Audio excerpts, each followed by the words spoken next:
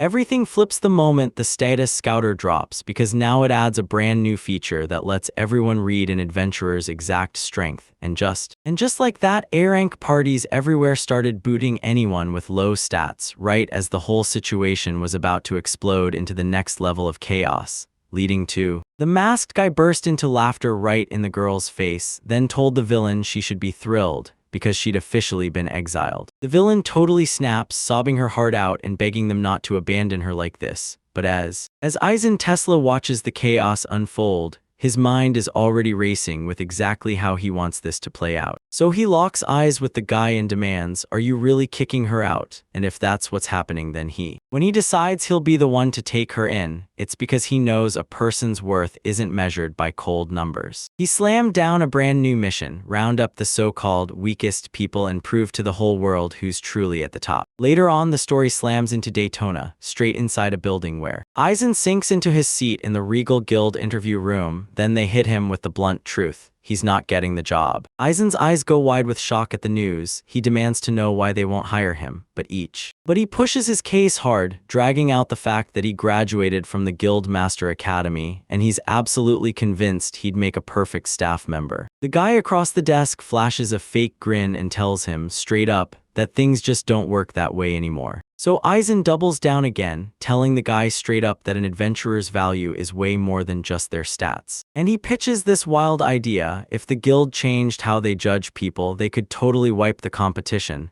Then the interviewer slams him shut mid-sentence, saying the whole system is just everyone else following the same script, and admitting he has zero intention of bucking the trend. The guy bluntly tells Eisen to quit right there, and suddenly Eisen has no way out. He's forced to agree. He stared at his application and saw a giant X slammed over it, instant rejection, and that crushes everything, which yanks Eisen back into the Regal Guild's first floor hall, where he finally slumps and lets out a weary sigh. He tallies it all up, and the truth hits hard. 10 different places have rejected him now. Adventuring is straight up one of the most dangerous lives out there, mostly just hunting monsters every day, but it's also. And now it's a huge trend because people are getting rich and famous fast as long as they've got the power to back it up. The guilds step in to hook you up, handing out jobs, spilling the intel, and making sure you've got a way to move. Brand new guilds are springing up across the city nonstop, battling the moment they can to snatch up anyone they can get their hands on. Every guild master is meant to defend their own people and stick to their unique style, full stop. That job is the dream prize for every kid out there, including Eisen. With the whole industry booming like crazy, every guild is scrambling to hire more staff fast. And Eisen is done buying excuses. He's convinced the economy isn't why they're shutting him down, and he's calling the whole thing trash. It blows his mind that these places swear stats are the only thing that makes someone a real adventurer. Mostly because they're so locked into their routines that they can't even imagine changing their beliefs. About a year back, the Merchant Guild rolled out a brand new tool for everyone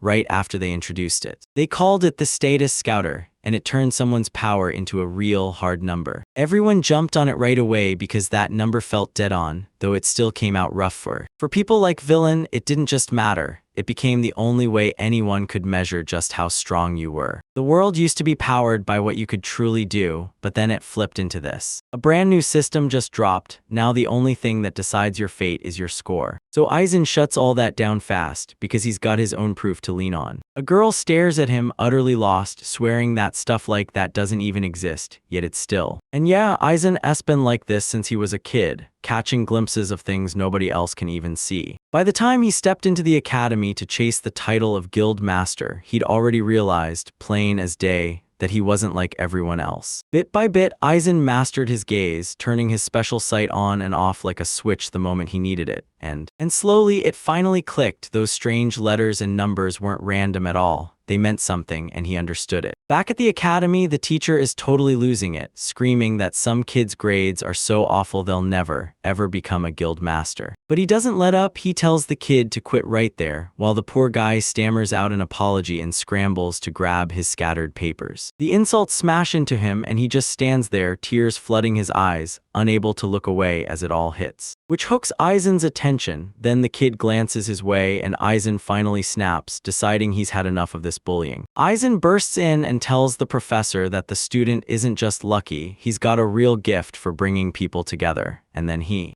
doubles down and keeps pushing, arguing that becoming a successful guild master takes way more than just a stack of good grades. The teacher is boiling with rage right now. He's screaming Aizen's full name and demanding to know if Aizen really plans to slap him in the face with even more lies. So he slams Aizen with one last warning, saying his whole future at the academy hinges on the grades he hands out. The student shoots Aizen a sorrowful smile, thanking him for the help, then insists it's fine and that the teacher is right after all, setting everything in motion. Leads. Aizen is left reeling as the kid shrugs and announces he's done with his dreams. He'll quit and run the family business instead. He strides into the light, tells Aizen to grind twice as hard for both of them, because he's the only one left who still has a shot, and then he just freezes there, eyes locked forward because it hits him hard. He's got to prove he's worth something in a world that only worships numbers. The scene snaps to someone yelling for the villain, screaming that dead last nickname like it's the only key to get her attention.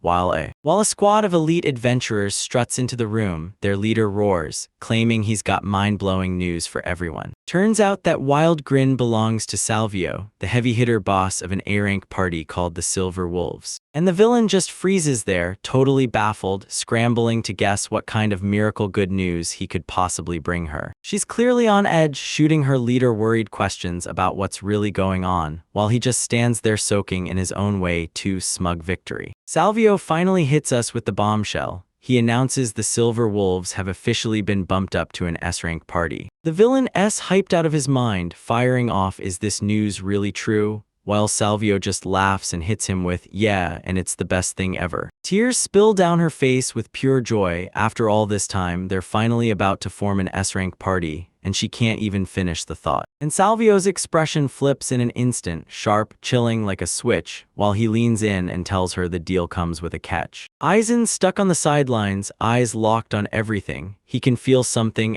off and he won't move until he sees what goes down next. Salvio tells them if they want truly terrifying S-rank results, they'll need members with way higher firepower, so basically that means they need to make room on the roster, and that's why he's pulling off this huge move right now. He drops the bombshell that he already filed her withdrawal form with the guild, and villain just freezes there, utterly stunned. He barrels right on, staring her down and telling her to her face that she's officially an outcast. She no longer belongs with them. The villain can barely spit out a word. She's demanding answers, yelling, "Why is this happening to me? I've busted my heart for this team." Salvio locks eyes with her and explodes, yelling that her stats are trash, like that's all that matters to him. Aizen lurks in the shadows, and he's watched this exact disaster unfold way too many times to count. Turns out the status scouter didn't just make people obsessed with numbers, it actually did something even crazier. Kicked off a wild banishment boom, a whole phase where raw strength got crushed into boring numbers, so the top parties started booting out members they didn't want anymore. Salvio snarls a laugh right in the villain's face, telling her she should feel blessed she's finally part of something this massive. Then another teammate slides in, practically shouting "good riddance," because that weak swordsman, good for nothing but springing traps, is just dead weight. Villain just stands there while tears stream down her face. She can't even scrape together a single word to answer as she suddenly clutches Salvio and begs, "Don't leave me here, please." Salvio snaps, shoves her aside, and yells for her to shut up and stay away, because to him, she's nothing but a permanent loser. The villain crumples onto the ground, face down in dirt, and sobs her heart out like she can't breathe. Aizen just stares as it all explodes in front of him, and bluntly, this whole banishment craze is pure bullshit. People think only adventurers with insanely high stats can be strong enough to pull results, like that's the whole secret. Yeah, sure, that sounds good on paper, but nobody ever stops to realize that a person's worth goes way beyond whatever numbers you slap on them. Aizen watches the chaos spiral, then he's ready to make his case with one sharp example. His eyes ignite with light as he locks his focus on the girl lying on the ground. Surrounding Salvio just stand over that villain as she collapses and sobs, no mercy at all. Suddenly, a weird glow bursts from villain Aizen's eyes, lighting up something no one else in the room can even see. He snaps his appraisal eye wide open, and his power cuts through the lies to reveal what's really happening under the surface. He's hunting for something specific, a hidden skill, a secret talent the scouters totally overlooked, and he won't stop until he finds it. Turns out his eyes don't just see faces, they spot the secret skills other people carry, skills they don't even realize they've got. Aizen stares on, that glowing eye blazing, and tells himself he won't flip his mind now, because he can finally see the truth. He locks eyes with Salvio and discovers a secret skill, *** robust body ***, that spikes his stats by a whopping **40%**, and that's exactly why. Why is this guy so ridiculously strong when most top-tier adventurers keep hidden powers like that? Here's the catch. When Aizen snaps her focus onto the villain, a flood of hidden power erupts from her body. Aizen just freezes in shock, staring at the girl on the ground as her power hits him like a truck. He can't even process how insane her hidden skill is. Meanwhile, the villain just slumps there, shaking, barely able to get words out. She tilts her head up at Salvio and pleads for one last chance, begging him to let her prove she actually belongs in the party. Salvio flashes a creepy, sharp-toothed grin and whispers that they might be able to strike a deal. He tells her that if she flashes him her stats and they're good enough, he might actually think twice about kicking her out. So he starts tapping on the scouter, yanking her interface up to see the numbers for real. Salvio yanks up the villain's status screen, shoves it in her face, and roars, "Look at this," broadcasting to everyone how painfully low her stats really are. He sneers at her, saying her numbers are stuck at just 3 digits while everyone else has thousands, then slaps the title on her like a death sentence, "Dead Last Villain." He calls her out, saying her attack, defense, and stamina are officially the absolute worst in the whole group. Salvio won't shut up. He keeps calling her a coward, snapping that she's useless in a fight, insisting she's only good for dodging traps, but then he tells her he doesn't need her for that anymore, so the villain crumbles into tears, stuck there with nothing to say. As she crumples and starts sobbing, Aizen just watches, baffled that they're so lost in numbers they can't see her real worth. Like, this is what an S-rank party is truly like. Aizen glares at their smug grins and can't shake the question. Are the guild and adventurers really supposed to act like this? This whole situation feels totally wrong, and he can't stop grilling himself, because he needs to know if this behavior is really okay. The professor grins and tells Aizen to make sure his share gets taken care of too. So Aizen clenches his fist and tells himself, through sheer grit, that there's no way he's letting this happen. Aizen plants his feet forward, locking onto the one dream that's driven him forever, becoming a guild master. And then bombed his 10th interview. Yeah, that was the final shove he needed to finally move on. He knows you can't measure a person's worth by numbers, and he's dead set on proving it to everyone. The ones who get kicked out aren't useless at all, especially when he sees villain breaking down and crying. So he whips around to Salvio and demands, "Are you really just gonna toss the kid out like that?" And Aizen slams down the plan, says he'll forge a guild with his own hands, and then looks at Salvio, telling her she's coming with him. Salvio gapes at the guy's insane audacity, while Aizen just locks eyes with him and dares him to blink. Leaving villain stood there with tears streaming down her face, staring up at him like she couldn't even process what was happening. Salvio snaps and loses control. He screams at him, barking, "Who the hell do you think you are?"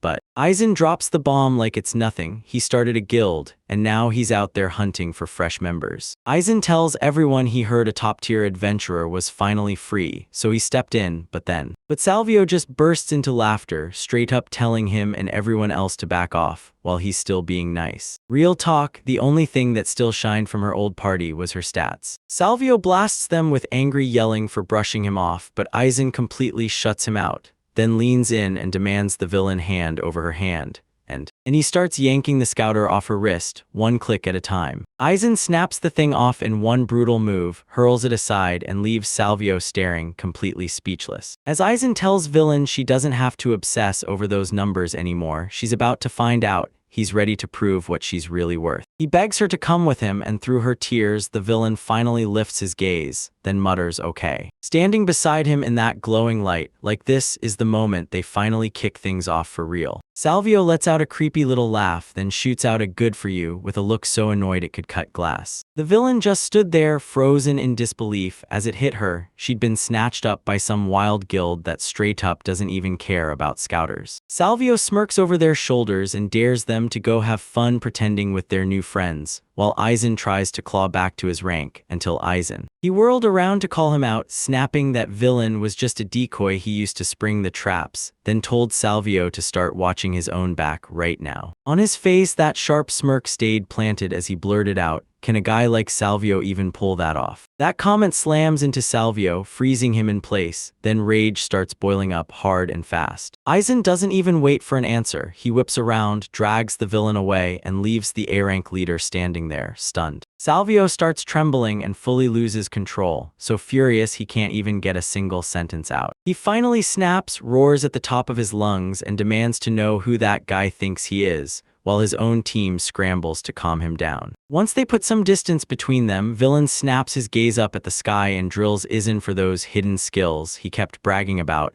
and what they're really all about. And Aizen just nods along, telling her that no number or scouter will ever be able to pin down every piece of a person. Aizen locks eyes with her and tells her, straight up, his vision can actually spot those hidden skills, including hers, which makes. Watching the villain look totally clueless, she pressed, "Are you telling me you really have a power like that?"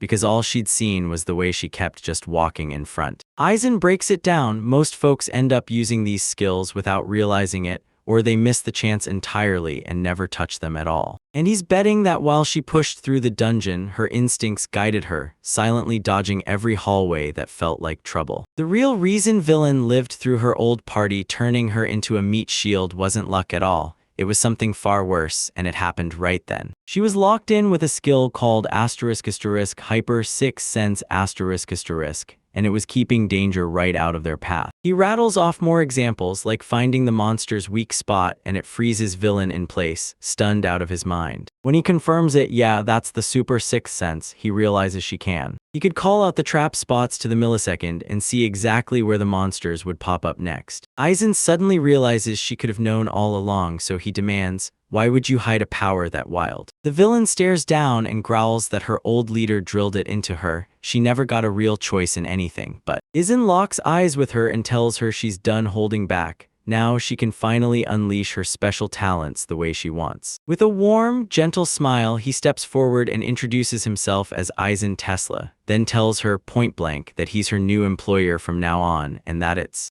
honestly a real thrill to have her on the team. The villain nods along instantly, swearing he'll stick with Lord Aizen anywhere he goes, especially even. She couldn't stop talking about how pumped she was to team up with him. Aizen welcomed her with full fanfare, shouting Veering Chan, and it instantly sent a wave of panic crashing over her. She turns bright red on the spot, then begs him to ditch the formal titles, because hearing him call her something that sweet feels like too much for her to handle. He winks and tells her, "I've got it," welcoming her back as she wobbles, so she lights up like a sunrise, flashes him a huge grin, and tells him she's ready for whatever orders he throws her way. The villain snaps his head up at Aizen and growls, "So what guild do you actually run?" And Aizen about. He kicks off his plan, trying to gather everyone who got tossed from other parties, because even if their stats look pathetic, their skills still hit like a truck. He fights for those skills and demands they get a real shot, and then he tells her he's ready to bet his life on building a world where everyone gets judged fairly. And just like that, they lock eyes and take their first step together into this brand new, nameless guild.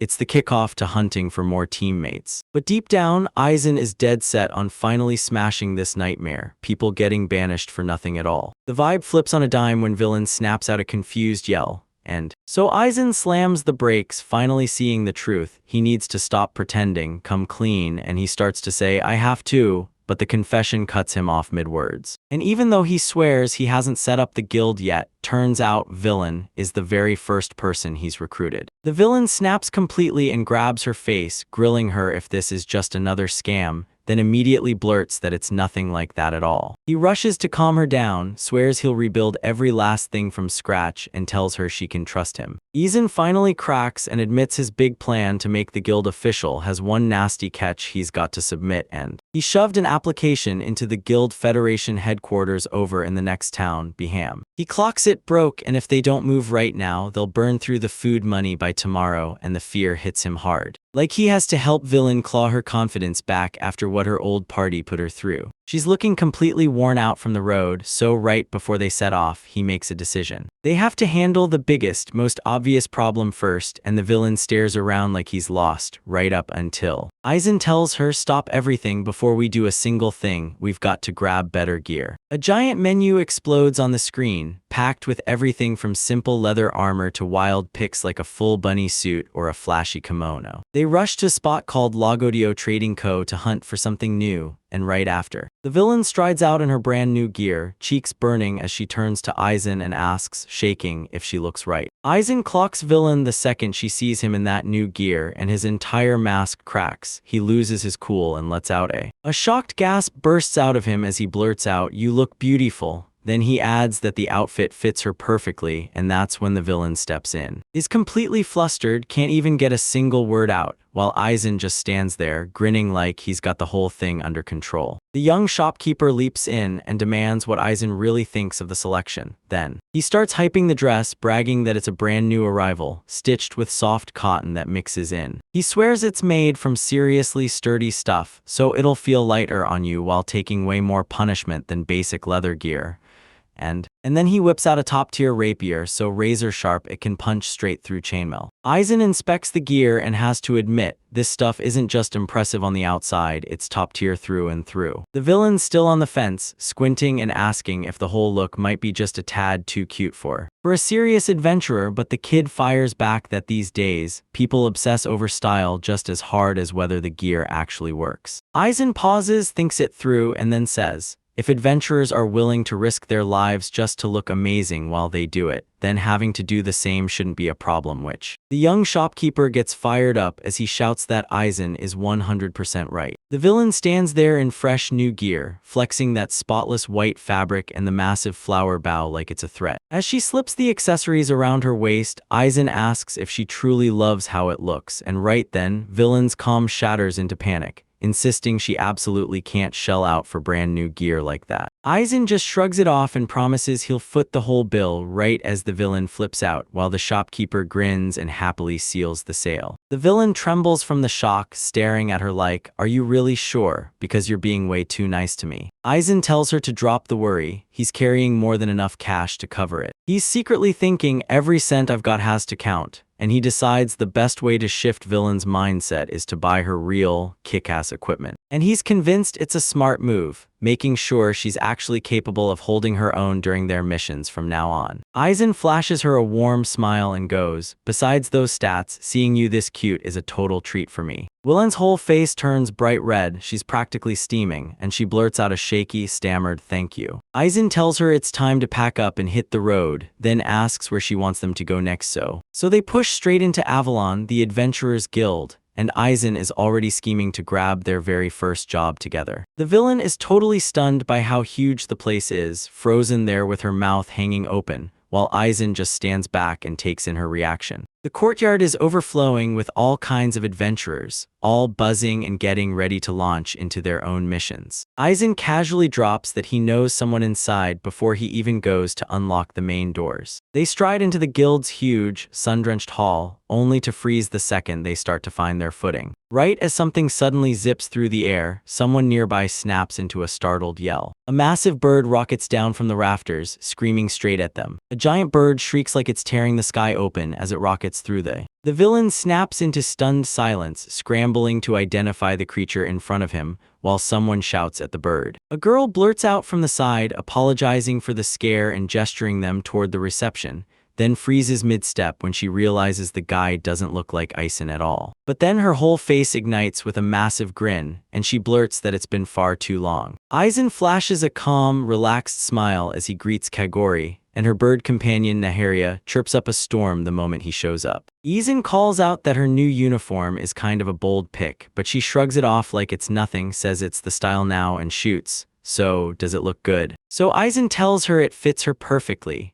and then he suddenly remembers how the red from her old school uniform used to blaze out among everyone else. Kagori's face flushes bright red and she erupts in yelling, snapping that getting a compliment from a guy like him won't make her happy in the slightest. Even though Naharia keeps chirping like she's mocking her, she just won't stop insisting she's not laughing, she's still got zero happiness about it. And finally, she snaps at the bird, snarling that a bird of prey has no business mocking people like that. Aizen watches the two of them trade words and bursts into laughter, saying that Kagori and her bird still click the same way they always have, while he pushes for a real introduction to clear the air. Kagori steps up and officially names herself Kagorina Kagura, right beside her partner, Bird Harrier. And she adds, "Oh, and I'm the Guildmaster's only daughter from Avalon too." She stands there in her crisp uniform, cool as ice, while a bird perches calmly on her arm. The villain's eyes go wide, she panics and drops into a deep bow, shouting that it's an honor to meet her and announcing her name,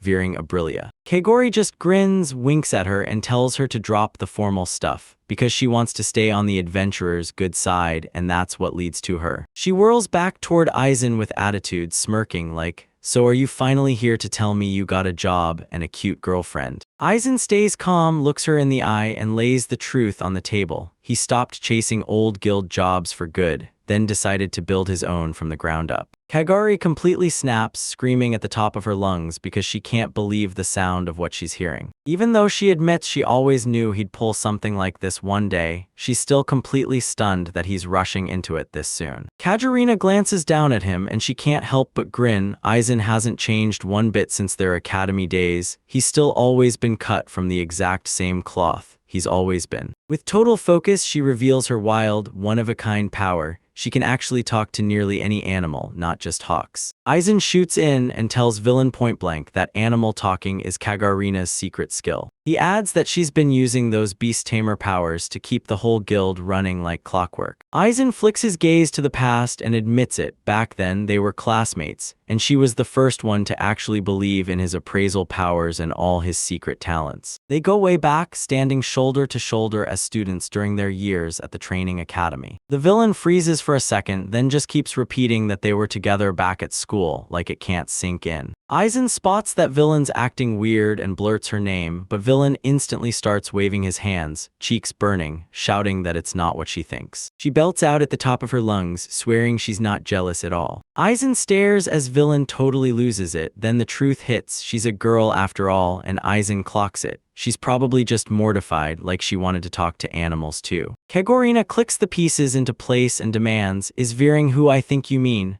And Aizen shuts her doubt down fast, confirming she is, then crowns her as the glorious first member of the guild. Naharia the hawk bursts in out of nowhere, snapping at Veering to speak up on the spot if Aizen even tries anything shady. Kagorina doubles down, swearing she'll report him to the Federation and throw him behind bars, and Aizen snaps at her to stop trying to make him look worse. Veering just shrugs it off, flashes a "I'm fine" like they're old friends, even though they just met, and yeah, she's already starting to trust him. She says that watching Kagorina and the others treat him like he matters proves he's the real deal, and the whole crew is instantly thrown off. Kagorina gets completely flustered and blushes, blurting out that Aizen's actually pretty decent, though she insists she won't hand him more credit than he deserves. Naharia lets out a brutal squawk and Kagorina snaps, yelling at the bird to shut up. Aizen dives right back in, saying they've got to scramble together enough cash to cover the guild application and every last startup cost. He admits he had to choke down his pride just to show up here and beg for a job. Kagorina snaps her arms into a huge X and fires back that they've got zero work for him right now. Kagorina shuts him down fast, basically saying there's no regular job for a weird team-up like an adventurer and a school grad. But Aizen locks eyes with her and fires off the question, what crazy, off-the-wall requests do they have? That hits Kagorina like a punch in the gut because the moment she gets it, she realizes he knows exactly where she's hiding the work. She lets out a heavy sigh and admits she can't really hide anything from someone who already graduated the academy like him. She admits they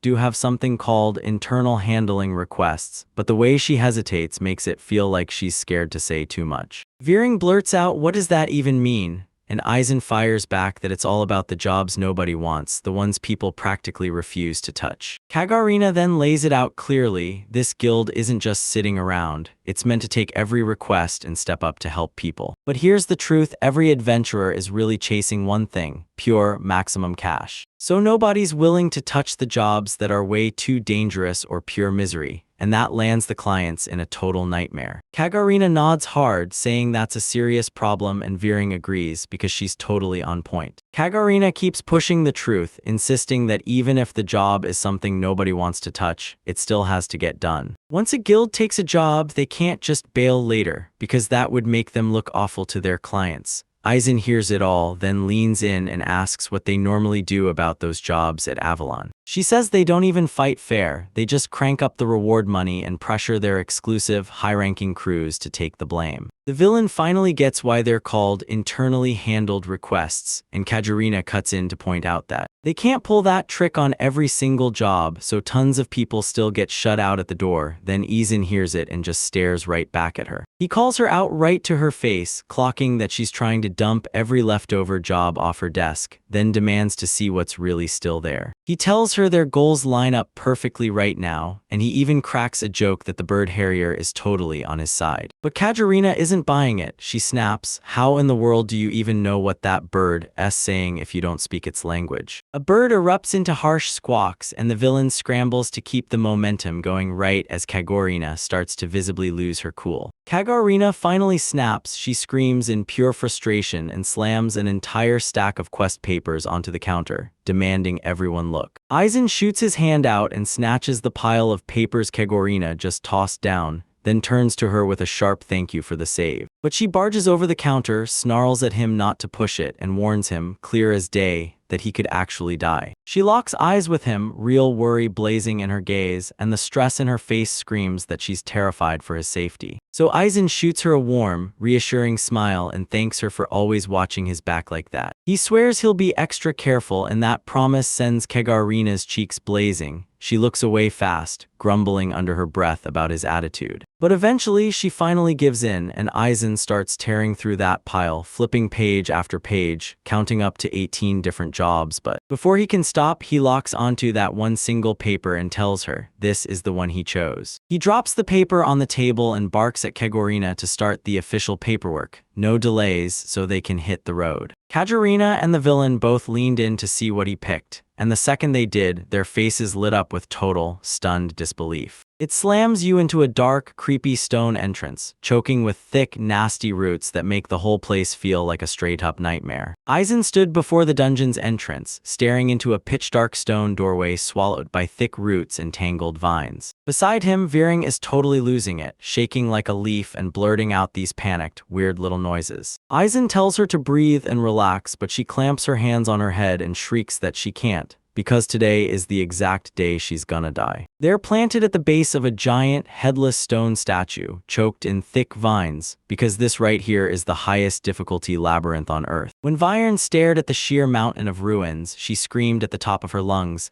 "There's no way we're clearing this." Aizen's grip tightens around the quest paper, and when he sees that wild wall of stars on the difficulty level, it screams one thing loud and clear: this job is pure danger. They've got to dive all the way down into this underground nightmare and drag out the one pendant waiting at the bottom. The paperwork lays out a rough sketch of the necklace that was tossed deep inside, and it turns out the client is this legendary old adventurer, forced to retire after a run left him wrecked beyond belief. Ever since that day, the old guy can't stop replaying it in his head, the pendant he dropped in the dark, haunting him every moment. That old adventurer was desperate to get his pendant back, so he threw a massive pile of money at Avalon just to snag the job. Kagarina is completely unhinged, screaming that this mission is basically a suicide run, and she straight up asks Aizen if he's an idiot or if he's just hunting for a way to get himself killed. But even after she fought him on it tooth and nail right up to the very end, Aizen never wavered.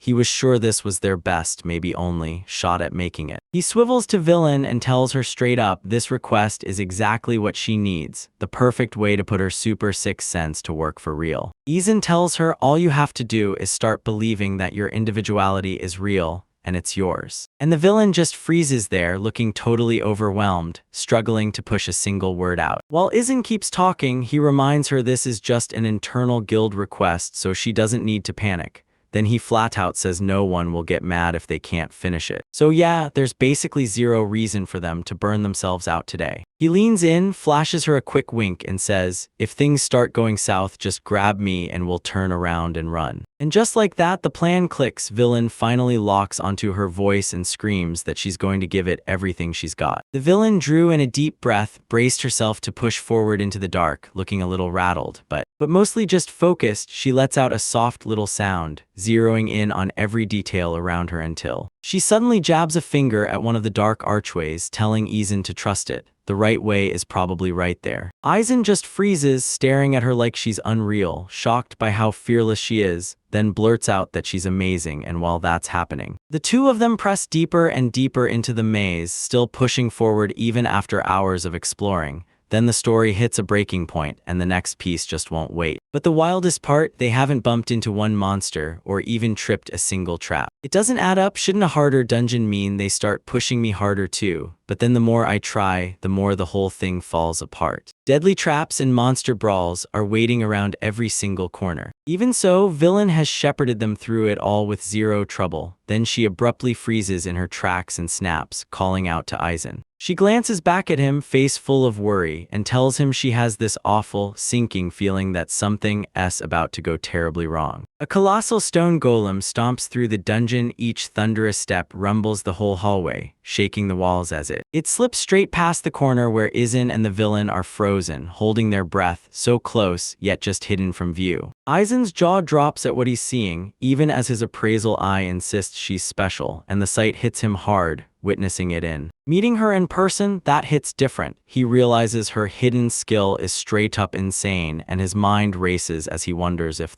this is the villain's real power. Then the scouters can't even begin to measure it. He glances over at her, fully blown away, and as the golem silhouette slips through the archway, its pounding footsteps slowly fade into silence. Aizen tells villain to take a breather, smirking that staying this razor sharp has to be burning her out, and she can't deny it. And she's been on edge the whole time, trying to insist she's still fine, until Aizen just shuts her up with a SHH and he tells her to get some rest, an official command from her guild master, and she nods quietly like she has no choice. She slams herself against the brick wall, finally exhaling and letting the fear drain out after that close call. Veering finally exhales like he's been holding it forever, adrenaline draining away, and he looks completely wrecked while Aizen just grins and tosses her a tiny cup of water. She snatches it with trembling hands and blurts that he's like, "Dude, you're way too kind to her." She stares at her drink, her mind snapping back to Salvio and the rest of the Silver Wolves treated her like dirt, until she finally understood that nobody from her old group. Aizen stares at her for a beat, shocked she'd ever do something like this. Then he leans in and demands why she was so stuck on staying with those guys, and then he cuts in, "There are tons of other parties out there, so why stay trapped?" and tells her right to her face that her stats aren't even low for an A-rank adventurer. Then he keeps going. It's time she stopped tolerating teammates who bullied her and mocked her with insults all day long. Vyern goes silent, staring at the cup in her lap like it's a whole storm she can't explain, and as she stared into her own reflection in the water, the truth hit. She didn't leave at all. She stayed because she was desperate to change who she was. Veering finally admits the truth. She's always been a timid, scared little coward, locked in her room for ages, crying her heart out, just begging to understand why she turned out that way. Her younger self flashes in her mind, sobbing and clutching a stuffed bunny. Because back then, she couldn't stand how constantly she messed up, and she explains that she was desperate to change that piece of herself. Because if she could just claw her way to becoming a legendary S-rank adventurer everyone worshipped, then, and when that moment finally hit, she'd be able to like herself. She'd held onto that hope for so long, but now she just sits there looking completely crushed. Aizen finally gets it, why a timid girl like her keeps forcing herself to become an adventurer. And as he slumps back against the wall, the truth hits him because he just realizes. As the ranks climb, the pressure only crushes harder. Veering can't help but look away, drowning in the weight of everything, and she admits she only ended up holding him back during the fight. Her face crumbles with guilt, and it's crushing. And she apologizes for being the very first person who ever joined his party. Then she grips out a shaky, blushing smile, meets his eyes, He fires the question at her like, "Did I disappoint you?" And the second those words hit, her face starts to crack until she tucks herself into a tight ball, hides her face in her knees, and gets absolutely crushed by everything. Aizen watches her like a hawk, convinced the villain is tangled up in her own thoughts and that she can't stand herself for letting those words slip out loud. But he knows anxiety only cranks up the tension, and that kind of stress always ends with more mistakes, spinning out into that endless cycle of fear has been chasing her for years, and he finally gets it.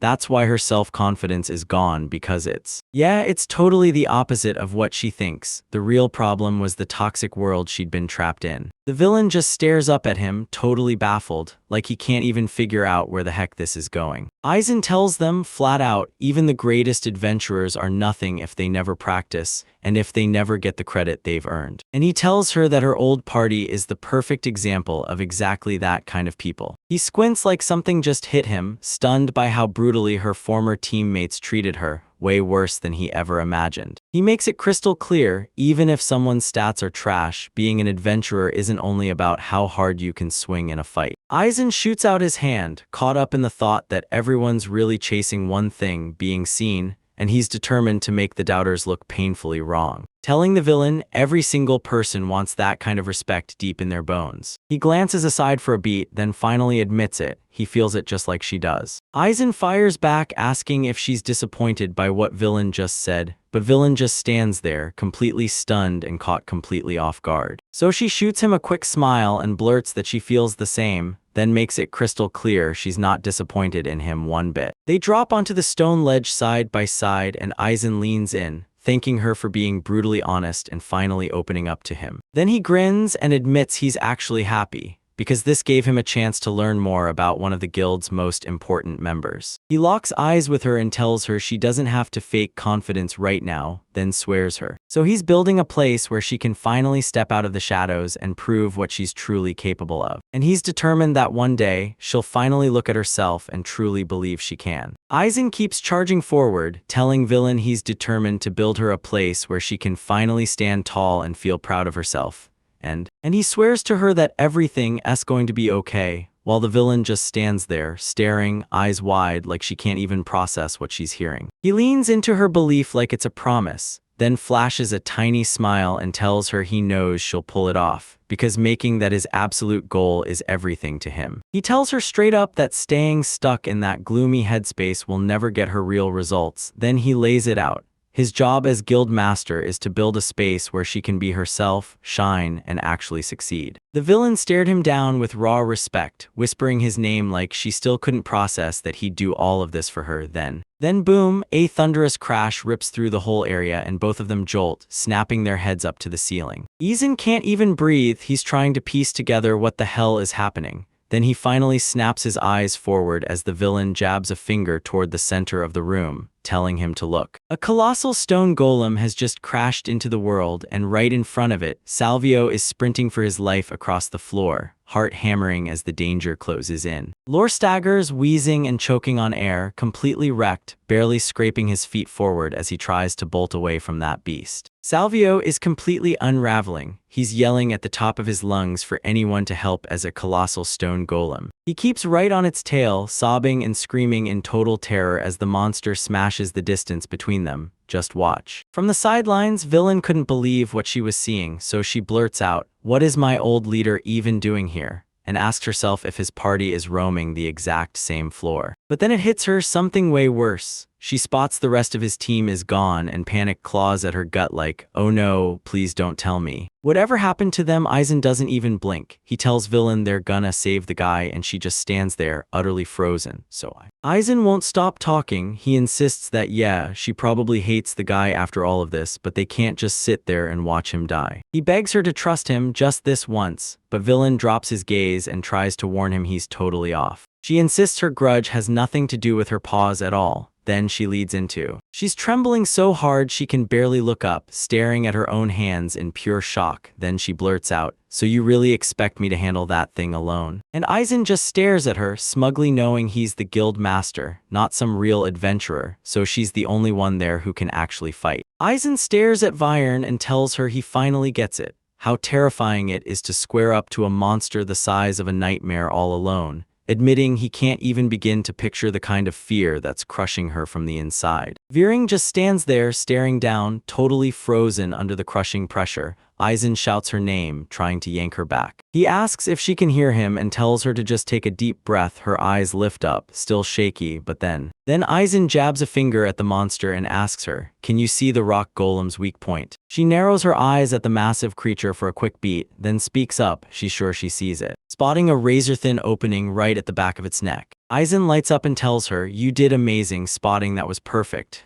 But it also points out the brutal truth. From the front, they just can't land a hit like that. He can't stop thinking this golem is already trashing Salvio and its stats are miles beyond Viern's. Then it hits him. If anyone's going to turn the tide, it's on him, so he hisses at Viering to get ready, because he's about to make that thing flip its back to her. Aizen locks eyes with Viern and demands that once he makes the monster move, she has to smash the weak spot in a single shot. Then she starts to fight back because terror is choking her. But she snaps back that there's not a single opening anywhere, and Aizen doesn't hesitate at all. He just shuts her down with a hard no while he snatches up a rock, dead serious. He declares he'll be the one to pound it until it finally shows its weak spot. He hurls the stone straight at the golem's head. Clack, it just bounces off with a brutal hit, and then Aizen explodes into a sprint, screaming at the golem, "Come on, get me." Viering's eyes go wide as horror hits, and she yells his name the moment he steps straight into the line of fire. The golem snaps at the bait and boom, sends out a blazing, glowing punch that looks like it could level an entire building. It hammers its fist to the ground and boom, stone and dirt erupt like a shockwave, blasting Aizen backward through the air. Aizen steadies himself with a shaky laugh, then fires back at the monster, mocking it for missing, because he's still standing right in front of it. Viering just stands there on the sidelines, her face screaming stress as she watches him put his life on the line. The villain stares him down and realizes he's been playing decoy just to protect her,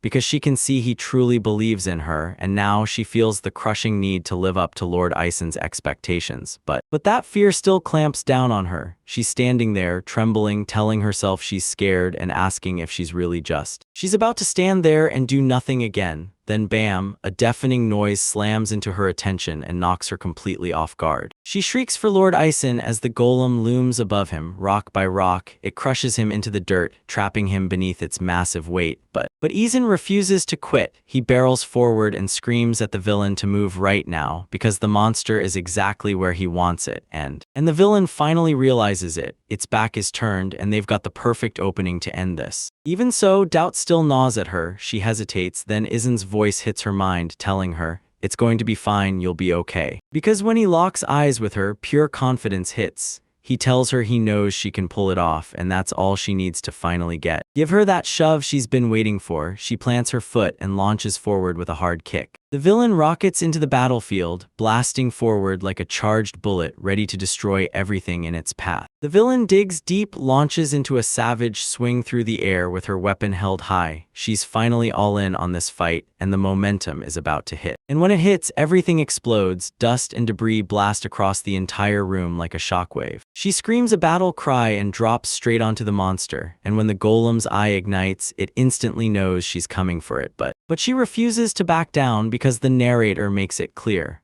Courage is what separates the weak from the unstoppable, and you can see it blazing in her eyes as she shoves past her fear too. She screamed one last time, pouring every ounce of strength into the very tip of her blade. The blade slammed home and punched clean through the golem's chunky stone armor. Turns out one step forward can shatter anything. The blade smashed the hidden core buried deep in the rock, and just like that, the monster's defenses vanished for good. Her attack tears the colossal stone body to pieces, blasting it open with savage cracks as it crumbles and falls apart. Everything detonates at once, dust and rocks explode through the air, and Aizen gets slammed by the blast, fighting for every inch to stay upright. Smoke churns as Aizen starts coughing, and panic flashes across his face while he yells for villain like, "Are you even okay after that hit?" The dust finally starts to lift from the blast, and someone yells at them to hold up. Wait. Viering stormed in, roaring Aizen's name at the top of his lungs and demanding, Why would you do something this reckless? Aizen stumbles into an apology, tells her to be proud because she just proved how strong she is, but then **sh. But she's not taking any of that. She snaps back, screaming that this situation is absolutely not okay. She demands he finally start taking care of himself, and all he can do is break into a sweat and nod along. She presses in close and whispers that she's just relieved he's okay. Aizen flashes a gentle smile and tells her, "You really did save me back there." And he tells him straight up she took matters into her own hands today, proving she's finally breaking free and changing for real. He cups her head in his hand and tells her, straight to her face, she's not a coward anymore. Veering flashes a grateful smile as they stand side by side, and Aizen only murmurs her name once the chaos finally fades. Villain claws at the pause, but a tiny gasp bursts out, her eyes glass over, and the next word gets stuck in her throat. And she snaps full-on crying, screaming her heart outright in the open. Aizen breaks into cold sweat and panics on the spot, blurting out a fast apology while she keeps wailing, making her. She screams that it's not true, then breaks down crying, saying nobody has ever treated her this kindly before. She fights to force the words out through her sobs, trembling so hard it's like her whole world is breaking. And she swears that from now on, she'll give it her absolute all, because she wants to stand tall in Aizen's guild. This is her huge breakthrough. She's finally standing at the moment where she can believe in herself and not look back. Aizen stays right beside her as she keeps sobbing, swearing she'll give it everything, because whatever comes next is about to blow up. She had one truth staring her in the face. If she wanted anyone else to recognize her, she had to believe in herself first. Looking back at the way she used to be, you can finally see it. This villain is actually changing for real. The villain finally feels like she's breaking free, tears stream down her face, but she smiles anyway, because she knows she just took a real step forward But that moment gets snatched away when they crash into Salvio. He looks wrecked, and the second he spots her standing with Aizen, he can barely scrape out her name. The villain's suddenly blindsided, sweat pours down her face while she stares in pure shock because her old leader just bursts in out of nowhere. Aizen strides up, wastes zero time, locks eyes with the guy, and demands to know what the hell happened to the rest of his party. Salvio's completely wrecked, down on his knees, drenched in blood and bruises like he just got tossed through a meat grinder. He starts shaking, losing his grip, stammering that everyone else got wiped out, and that somehow he's the only one who made it out alive. A few hours earlier, everything was already crumbling. Salvio snapped, lost control, and screamed at the top of his lungs. Because everyone kept calling him out for using the villain like a human shield for his traps, now they're warning him to watch his own back before he gets hit. A freezing warning slams down on him. Survival is only possible if he can actually pull it off, and that thought drives him straight toward. To Salvio, absolutely fuming, because in his head, there's no way someone could have the nerve to humiliate him like this. In Salvio's own mind, he felt damn proud after swapping Vyern out for a high-stat scout, thinking, believing the entire mission would be a breeze, like the worst thing that could happen was getting a little tired. Down in the dungeon again, Salvio's barking like a warlord, drilling the newbie with one question: where do they head next? The new scout whips his eyes around, then boldly tells the group to take the left path. He crouches down and spots faint monster tracks in the dirt, then tells you how a living trail like this usually means way fewer traps. Because they're heading left, he yells for everyone to keep their chins up and stay glued right behind him. But Salvio barely gets a warning out before a foot clicks, right on cue, down onto a hidden floor plate. For a split second, everything grinds to a halt, then Salvio's sweating bullets, and you can tell he's seeing exactly what's about to hit him. Suddenly, an arrow screams through the air and hammers straight into Salvio's shoulder armor, so hard it practically stops him dead. To slam the air right out of him, trapping him before he can react and sending him into non-stop screams of pain. The party scrambles, screams at the new scout to hurry to yank that arrow out to stop the leaders from bleeding out, while Salvio is unraveling, clutching his shoulder and cursing the guy for the mess. But Salvio doesn't let up. He rips into the scout with a furious scream, demanding to know why he swore there were no traps on this side. The scout's sweating bullets, eyes wide with raw panic, blabbing that there's no way he could have been wrong about the route, until it all happens fast, right? He flips his tune on a dime, snaps back that danger lurks on every path, and then stares at Salvio like, didn't that last scout teach you what happens when you leave me totally stunned? As he stares at the scout, Salvio finally gets it. The girl he swore was dead could have been the only shield keeping them alive. Then it slams into him. Everyone assumed she was just messing around, but she was the one doing all the real heavy lifting. He used to think it was totally fine to swap people out when traps killed them, but now he's the one bleeding, and that joke stops being funny real fast because he finally realizes a brutal truth. Those traps were never triggered at all when Villian was leading the charge, and he actually bought the idea that it was that simple. All he had to do was trail the person ahead like it was automatic, no questions, no hesitation,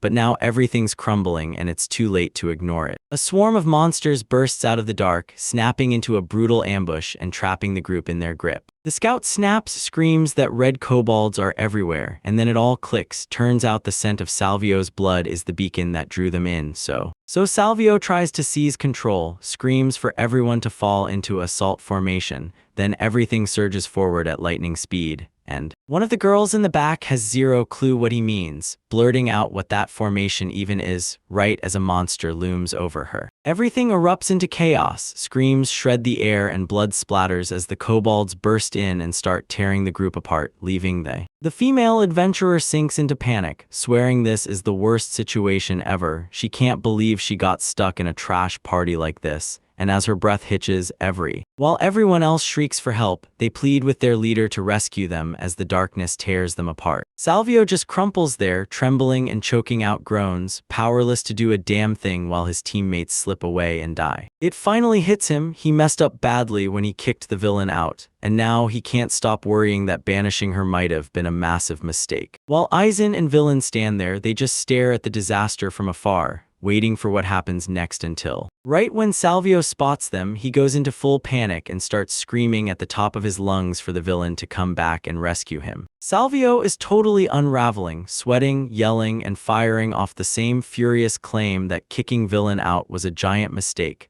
Then he even swears he'll make her his second in command if she just comes back in. And the villain starts to speak, then he slams the moment shut, telling her she probably has no idea how much power she's sitting on, and then he keeps talking, swearing he'll make sure the power gets used the right way, dazzling her with promises of money, fame, and whatever wild dream she wants. But the villain leans in and stares down at him, her face dripping with disappointment because no matter what she does, he still doesn't get it, leaving. Salvio just stands there, utterly defeated and stunned, watching his offer fall flat on her. The villain blurts out leader on instinct, then snaps out of it and uses his name instead, telling Salvio loud and clear she's not doing any of this for money or fame. And she blurts out that he's always been obsessed with numbers and power levels, so Salvio freezes, completely speechless, and then she lays it out. Lord Aizen didn't treat her like a tool at all. He actually treated her like a real person. Then she brings up the real kicker. Aizen didn't brush her off. He actually stopped, listened, and fought to understand her. With pure, unshakable confidence, Villain looks him in the eye and tells him flat out that she's staying with Lord Aizen. Salvio just stands there, shattered and stunned, bruised, dirty, and wrecked from everything that happened, and yeah, he's basically finished. It's over, and right then, a dude in armor barrels in, yelling if everyone's okay, because he just heard someone screaming. Aizen glances over and shouts that the guy on the ground was getting mobbed by monsters, so he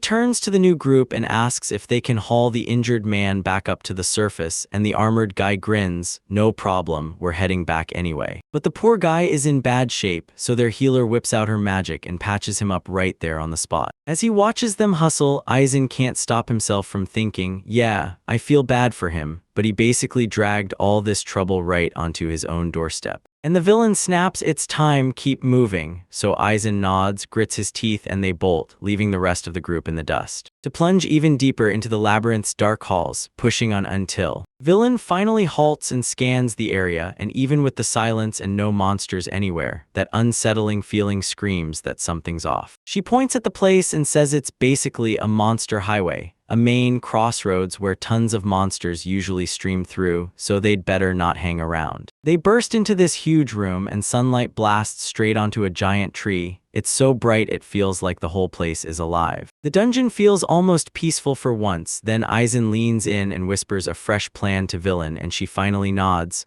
All right, I'll give it a shot. Villain snaps her eyes shut and sinks into a slow, deep breath to lock in her focus on the. She taps into that power within as Aizen steps back, eyes locked on, watching her work. She's unlocking a secret gift called the Super Sixth Sense, basically a special kind of eye that lets her see things coming. She can spot everything: monster ambushes, hidden traps, the whole nightmare, using nothing but her gut. And the craziest part, it doesn't just sense living things, it reacts to mechanical stuff too. Aizen can't shake the hunch that this intuition could lead them straight to rare items, so the villain slithers into the tall grass, hunting around like she's about to uncover something big. If this doesn't work, they'll have to shut their eyes and get back to hunting loot the old-fashioned way. The villain's instincts hit the jackpot on the spot. She spots a flash of something shiny in the grass, blurts, "I found it," and lunges as she reaches down. She bends down and snatches a tiny ornate pendant, holds it up for Aizen, and he freezes, totally stunned, whispering that it's impossibly amazing how her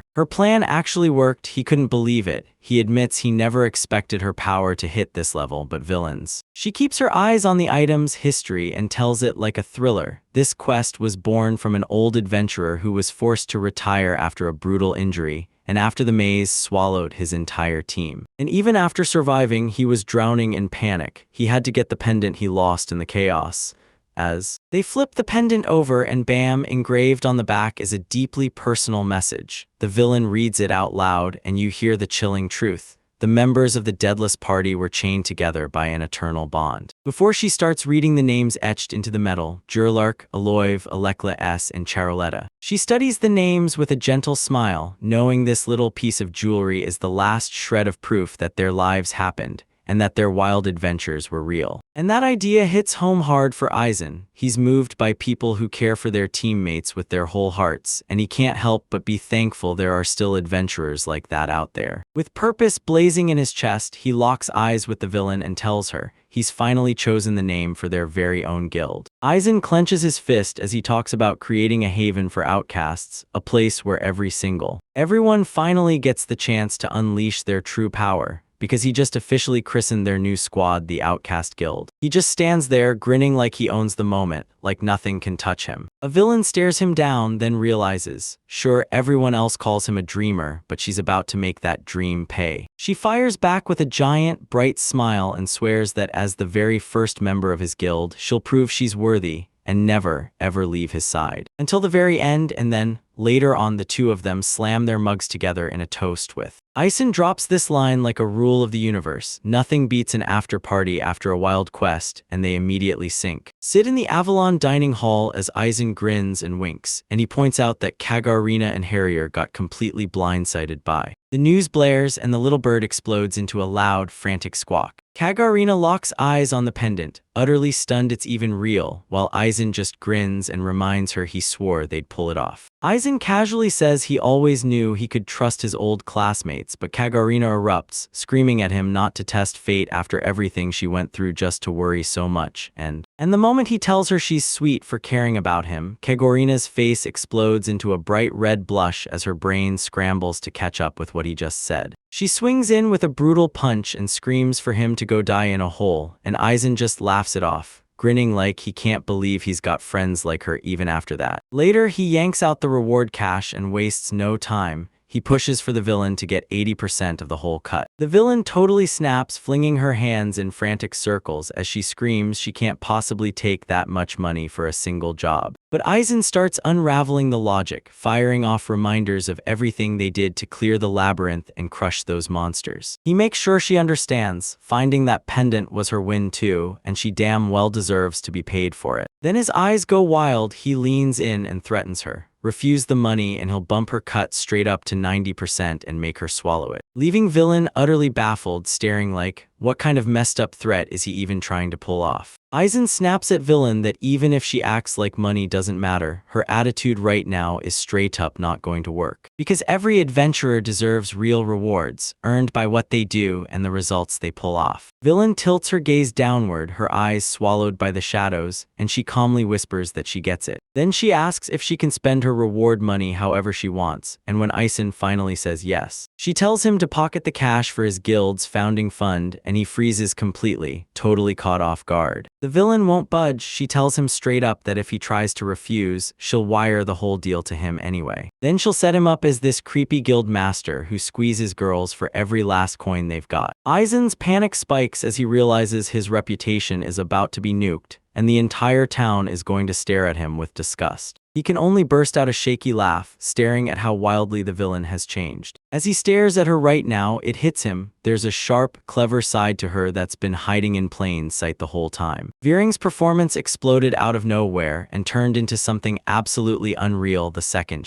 it finally let that secret talent of hers take the spotlight, and the whole room got to see what she's truly capable of. And just like that, Aizen gets hit with even more special requests to deal with, while Kagari looks utterly done, snapping like, "Are you seriously doing this again?" Even the most annoying, pain-in-the-neck item hunts, he makes them look effortless, usually finished in under half a day. And when it's time to crush monsters and climb the ranks, they don't just do it, they do it on a whole different level. He's got insane precision. He zeroes in on every weak spot and ends the fight with a single, lethal hit. He's so deadly efficient at wiping out these requests that a few S-rank adventurers start looking downright pathetic, which has Aizen standing there utterly baffled, like he can't figure out what just happened. Veering is all fired up, grilling Aizen whether he saw her moves, but he just gives her a good job and quietly wonders if he's even necessary here. Be honest, during that whole labyrinth run, it felt like he was nothing but dead weight dragging everyone down. After everything Aizen and the crew have survived, they finally crushed it. Aizen and the gang have saved up every last coin for the guild's starting funds, so that means they're heading straight to the Beham headquarters to hand in their application for the Exile Guild, and Veering is freaking out with pure, electric excitement. And they roll into Beham, this massive city packed with adventurers, ready to swallow their next big quest. Inside the Alliance headquarters conference room, top brass are already huddled in place. One of them even calls out that it's been ages since they last saw each other. A woman in a wide-brimmed hat grins and tells the group, "I'm not just being polite, I'm genuinely thrilled to see both of you again." But Salvio isn't letting any warmth in. He snarls she-leopard at her and makes it painfully clear she's the last person he ever wanted to see today. A dude in sunglasses steps in, barks both of them to shut up and stop the chatter, because the rep is right there and the moment demands silence, and the man at the head of the table nods hard, declaring they're kicking off the semi-annual meeting to decide the fate of the entire guild. With a hard, serious stare, he scans the room and snaps, "All right, time to kick off the Council of Representatives." Jelark Farnese steps forward, Grand Representative at the ready, poised to lead with everything he's got. This whole massive machine, this is the Adventurers Guild Federation, the colossal organization that keeps a sharp eye on every single adventurer and guild in the whole world. Before you can even sniff adventure, you've got to sign up with a guild, and that's exactly how Veering got chosen out of the crowd. Each guild has to join the Federation, and together they stitch up a massive network that keeps the whole world running. And up on the highest seats, that's where the reps from the 3 biggest guilds sit, plus the Supreme Representative, the guy who runs the entire operation like it's his own kingdom. Calling them the 4 Great Star Emperors, these aren't just legends, they decide the fate of every adventurer, and once they speak, the world. The ultimate bosses of all guild bosses, Jelark kicks things into gear, leaning in and telling everyone there are 2 big things they have to talk about today. Next on the hit list is the Aqua Hydra. It's slipped into the cave labyrinth over in Hollerna, and the whole place is about to go wild. A nightmare-level monster just spawned in a brand new beginner dungeon, one that can smash even S-ranked parties, and that's a disaster. Things are getting grim fast. Those low-tier C and D ranked crews already got ambushed, and the damage they took is brutal. And one of the masters demands they act right now, but Velk snaps back, saying the entire situation is pure garbage. He's done waiting. He storms up to everyone and tells them to put out an emergency hit on the monster. Valk slams down a jaw-dropping 1,000 gold coin bounty and declares it a total free-for-all. Whoever hits that spot first takes it. But Rado, the guy across from him, smirks and says a post like that will set people sprinting to action in no time. He stares down Valk and spits a warning. This Hydra's way too brutal for A ranks, and it'll flatten even fresh S ranks, so Valk better not go in or he's going to get people slaughtered. Rado Kagura, the Avalon Guild's master, strides into the room and tries to snap everyone back to reality while Valk just stares him down and says nothing's changed. This world still runs on strength and the weak get left in the dust. Valk Leopold, the master of the Hecatan chair, slams his hand down and roars that if you pick a fight and then get beaten, that's on you. The moment the other reps hear this, hands shoot up around the room and they nod in a rush, agreeing they might as well let the adventurers swallow the risk. Melurth Ilishika, the boss of the Arianrod Guild, leans beneath her massive hat and watches the meeting explode around her. She wears this creepy little smirk like she's thrilled, insisting this whole nightmare is exactly what they need to make things get interesting. She's hyping the idea, saying this party could finally put their name on the map if they nail it. And she's totally hooked, calling the chaos thrilling and wonderful as she licks her fingers. Then one of the guys in the back finally blurts out, demanding the boss tell him what his final call is going to be. Jellark doesn't blink, he flat out tells the whole room they're running Volk's plan, no second thoughts. He reckons using a disaster like this to jolt the guild system awake is actually genius. But he won't let this turn into a total free-for-all. He shuts down unlimited signups and insists every party needs the guild master's approval. Jellark asks if everyone's cool with it, and Volk flashes a sharp-toothed grin, basically saying, "I'm in." Then the boss slides the next item onto the table, and the status scouters everyone's been using lately light up the room. Jellark snaps the meeting into a tight focus on the status scouters, then slams the banishment boom trend right onto the table. Valk immediately erupts, blasting everyone with the claim that ditching low-stat trash is somehow a win for all of them. Jellark calls him out, but even he admits wanting stronger teammates isn't some kind of crime. He points out that people have always ditched their groups to climb higher, usually because of toxic vibes or short contracts.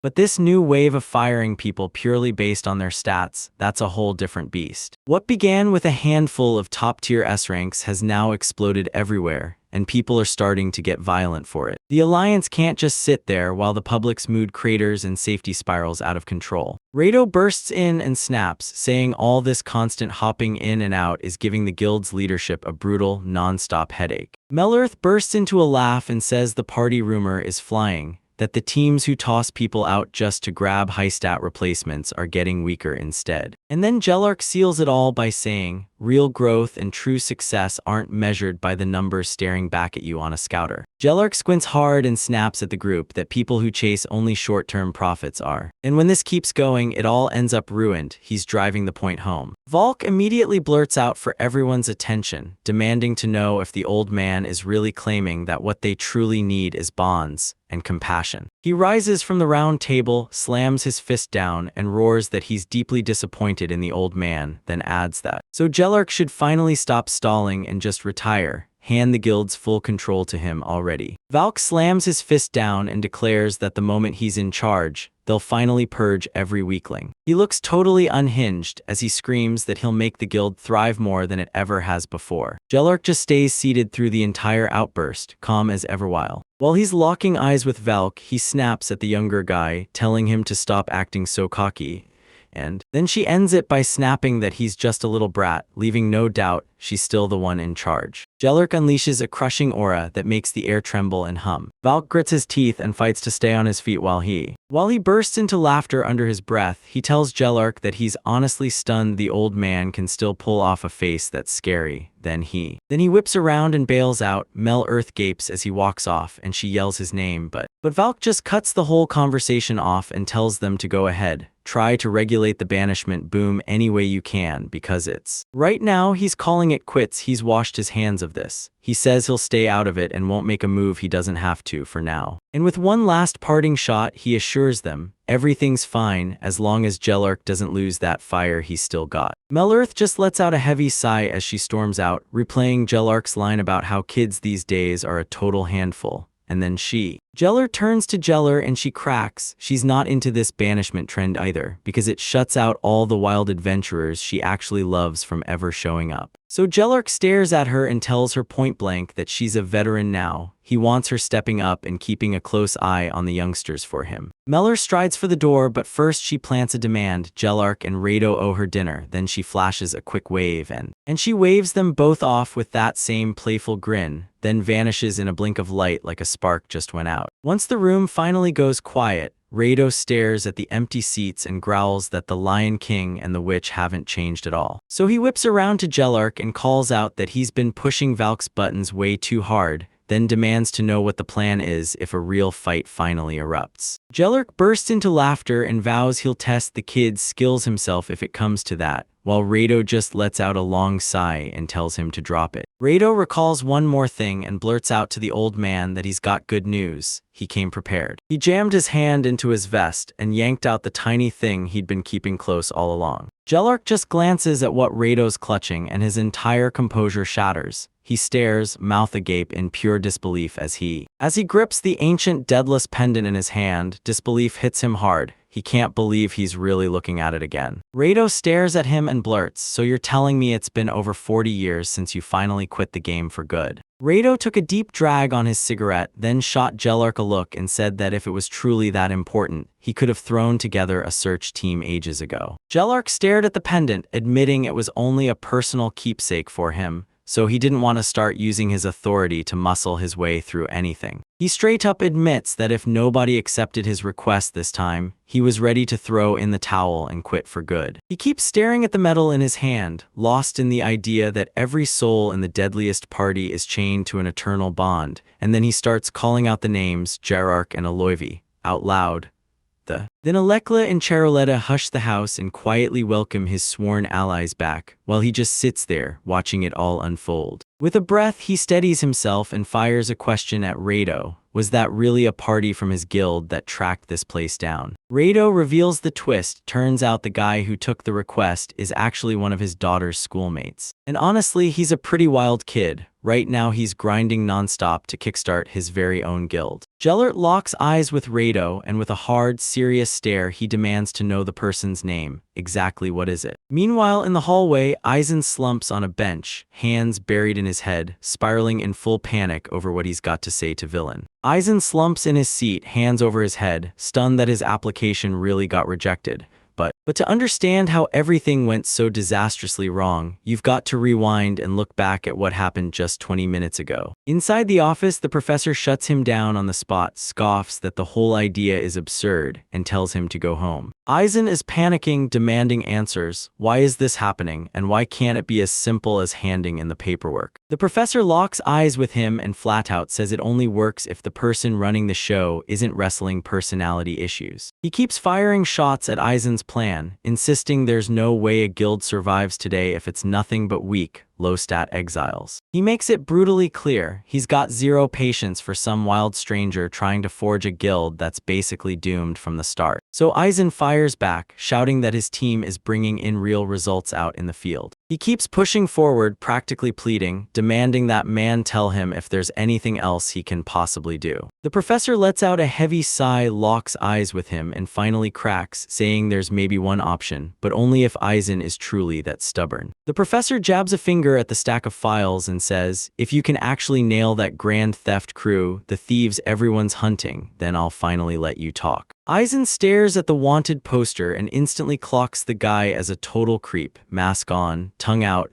and he can't even wrap his head around the name of the gang he's supposed to hunt. He tries to pry for more info about these guys, but the professor's had enough. He officially hits his limit, and pure annoyance flares so hard a vein literally bulges on his forehead. The guy snaps, screams that he's calling security if Aizen says one more word, and Aizen bolts out of the office before this thing blows up even bigger. The second Aizen steps out into the hallway, he just collapses into a huge breath, like the weight of that impossible mission finally crushes his chest. He turns and starts walking off, still thinking about how the villain was practically buzzing over him. Because if he spills the truth about the rejection, he's terrified she'll flip, go full fire, and kick off a protest. He spirals into overthinking, imagining her in deep trouble, until it ends with her getting arrested, and that's the absolute last outcome he can't stomach. Aizen gets so tangled up in his own head, pacing through what he should do, that he doesn't even notice where he's headed, until he crashes straight into someone coming from the other direction. The hit smashes into him so hard that Aizen just gets knocked flat and crashes straight back onto the floor. The other person drops to the ground too and blurts out apologies immediately, but Aizen's mind won't let go. He snaps to them and demands to know if they're really okay after that crash. Aizen stays humble and insists he's the one who needs to apologize, but the old man just reaches out, grabs his hand, and asks if he can stand up. He grabs the help, blurts out a thanks, and the old guy only smiles back with a friendly nod, just some wild, random run-in with a complete stranger. Meanwhile, back in the room, the villain is glued to the window reflection, fixing herself and double-checking how she looks before they go out. In the hall again, Aizen keeps his cool, flashes courtesy, and checks on the guy, asking if he's alright or if the crash really hurt him. The old man sizes him up, mutters that Aizen doesn't look like an adventurer at all, and that comment hits Aizen like a sucker punch. He just brushes it off with a loud laugh, then tells them that most adventurers don't go saying sorry after they accidentally smash into someone. Aizen just shrugs and says he gets it, but deep down he's clocking the old man. His whole stance screams retired pro. Sure, he looks a little lean, but that solid build says he's stronger than he seems, plus that confident smile. Yeah, it screams he means business. Then the old man leans in and asks, "So you're here at the academy to turn in a guild application, Aizen?" Aizen rubs his head and admits that was the plan, but the receptionist practically labeled him a nutcase and shoved him out the door. The old man freezes in place, admits he'd planned to build a guild for folks who get booted from their parties, then trails off with something about Aizen. It snags his attention, his eyes harden into pure seriousness, and he leans in, asking the guy his name. Aizen shoots a confused look at the sudden heat, then steadies himself and says,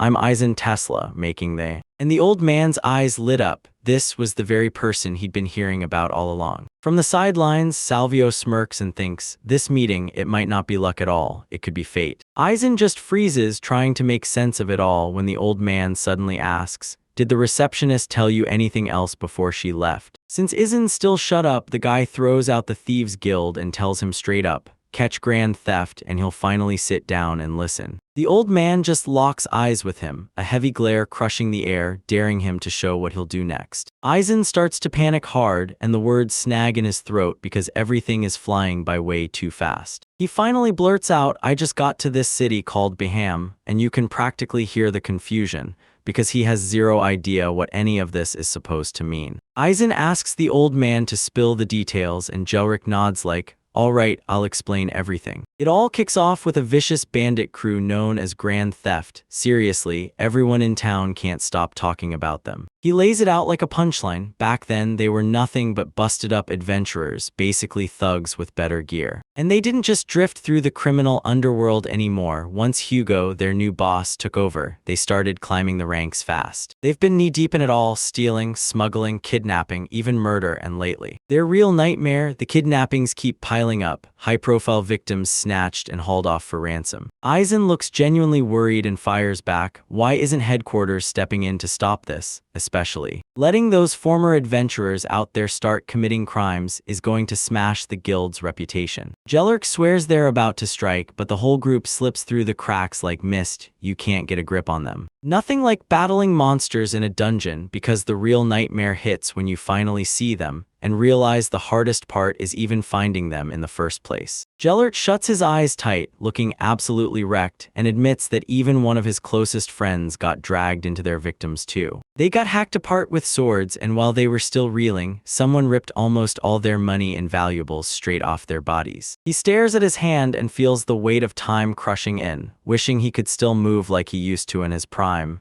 and clenches his fist so tight his knuckles pop, swearing that what these guys are doing is unforgivable. Aizen is totally blindsided by how viciously intense the old man's story hits him. And it hits him hard. If they'd done that to his own friends, he wouldn't be able to swallow it and look away. He finally realizes that if they let this gang keep tearing through the streets, the death toll won't stop rising, so he stares at Jelric and says, "Look, my guild application's probably going to get stuck here anyway." He's about to hunt down Grand Theft himself, then rub it in everyone's faces and prove that the useless guy they laughed at can actually pull it off. Aizen tells him they should at least hunt down some clues, even if revenge stays off the table, and the old man is left staring, absolutely stunned by the offer. Aizen shoots a hesitant look and admits, based on everything the receptionist told me. Honestly, he already doubts the guild folks are ever going to take him seriously. Jelric lets out a smug little laugh and tells him there aren't any liars at headquarters, so if someone like that ever actually existed, the Grandmaster would lose his mind, straight up furious. Aizen just laughs it off, basically saying, "If that big boss truly cared about me, I'd feel damn great right now." He knows the Grandmaster title doesn't just mean good, it means standing on the very top of every adventure guild in existence, turning them into a full-on legend everyone worships, even if the world still can't figure out who they really are. He's convinced someone that high up could never snap over a kid like him, until everything goes sideways. He still catches himself wondering what it'd feel like to meet them just once, then laughs it off like it's nothing, while Aizen can't stop thinking, what kind of monster is the Grandmaster really? and he's totally clueless about who he's talking to. Jellark starts tugging his cloak into place and mutters that he should really get going soon, but before he slips out the door, he tells Aizen it was an absolute blast talking to him, and that he can't wait to see what the Grand Zeft group does next. Aizen couldn't stop himself from giving a little laugh. Seriously, who in their right mind expects big dreams from some unregistered guild with only 2 members? Right now it's just him and Villain sprinting like they've got nothing but hustle, running a tiny provisional team that can't even claim a name yet. Jellark isn't buying it for a second. He snaps back that luck is on his side and he's about to pull off this win because his gut is screaming the answer, so he urges Aizen to treat this like a full-blown test and throw everything he's got at it. The old man casts one last look over his shoulder, smirks like he knows a secret, and promises, "We'll meet again soon." As he strides down the hallway, he calls back one final time, promising the young guild master, "I'll see you later." Aizen just stands there grinning, eyes locked as the old man vanishes into the distance. And while he was busy soaking in how badass it felt when that guy called him Guild Master, he couldn't help but think maybe this dude really was pretty cool after all. Aizen stares as the old man disappears into the distance, still stunned by that guy's absolutely terrifying aura and undeniable presence. And because he's rocking the headquarters uniform, there's no way he isn't some major big shot. He suddenly regrets not planning ahead and worry creeps in fast, like he might have accidentally said something rude, realizing he'd just blown his one shot to even get the guy's name. So he decides to drop it for now, praying they cross paths again, and he rushes over to tell Villain the news when then she bursts in, absolutely buzzing with energy, and thanks him for every ounce of grind he poured into their guild application. Aizen glances away, bracing for an awkward disaster, but he knows he has to say it to her. Right when he tries to speak, Villain's eyes snap to a nearby market. He yanks him over and barks, "Look at this," just like that. She flags every loaf and every spice, totally swamped by the sheer mountain of choices in front of her. He finally spills the truth, and of course it lands exactly how he feared. Now he's stuck all day soothing her down and convincing her not to hit the protest. The villain roars for him to come along, and together they sprint into the town of Beham to investigate, anything to shake up the routine. Juggling their first breaths of the day, they push through the roaring streets as the city wakes up. The villain is already sprinting ahead, yelling her plans, pointing at every shop she spots like, "We're hitting all of these." She pushes forward, swearing she's dying to see what's next, and drags Aizen right through the packed maze of market stalls. Aizen just keeps his eyes on her, smiling like he can't believe it, because after everything they've been through lately, seeing her enjoy herself this much makes his heart feel lighter and still. But then the villain snaps to a halt, huffs hard, and her face flushes red as she quickly looks away for a second. Right before she calls him out, she presses him, asking if he's been sitting there thinking about how childish she's being right this second. Aizen's sweat pops up fast as she snaps, "That's not true at all," but the second he speaks, she sees right through him. She bursts into a laugh and tells Aizen, "Just kidding,"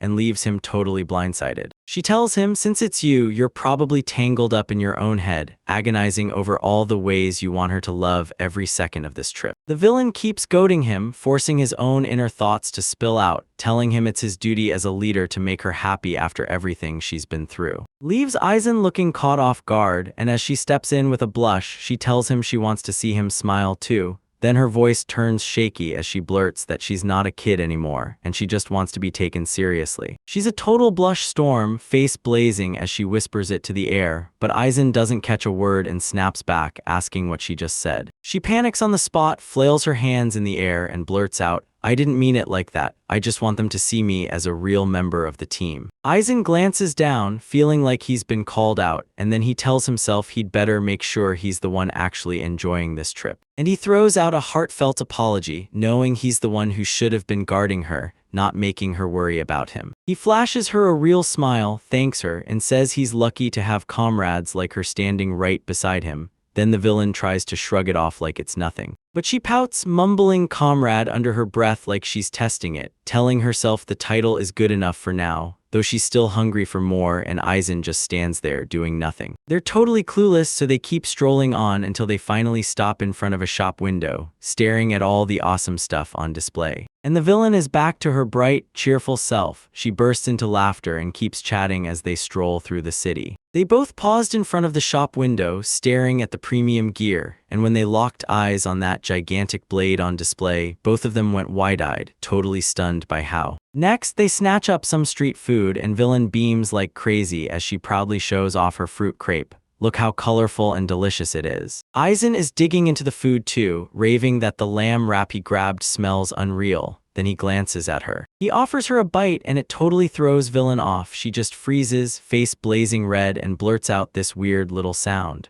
Aizen clocks her reaction fast, pulls back immediately, and apologizes, assuming she wouldn't want her food shared like that. He starts to regret how careless he was, tells himself she's just at an awkward, sensitive age, and then villain just stands there, shaking until... And then boom, she snaps and screams at him to let her have some, so rattled she can barely form the words and it cuts off. And then she snaps her teeth shut, biting her own tongue mid-sentence. She slumps over in pure embarrassment, eyes wide like her brain just hit a power surge while Aizen tries to soothe her, telling her everything's okay and she doesn't have to force it. Then she snaps him off right away. She insists she doesn't care at all, like she's basically begging right now, shouting that she really wants that bite, and everyone's staring like, wait, is she serious? The villain locks eyes on the wrap while Aizen holds her face out, cheeks turning red, nervous gulps and all, as she waits to find out what happens next. She leans in, bites down hard, closes her eyes, and boom, she hits the real taste. She keeps chewing, then her face suddenly lights up and she blurts that it's delicious, totally blown away by the flavor. Since she loved him that much, Aizen figured he should take a bite of her food too, and he says exactly that as he reaches. He takes a bite of her crepe and freezes, because the juicy lamb and crisp vegetables somehow fit together perfectly, and suddenly he can't stop thinking about how amazing it is. That rich sauce seals the deal for him, and before he knows it, he's convinced the whole craving is downright addictive. He's already plotting a return to this town just to stuff his face with the food,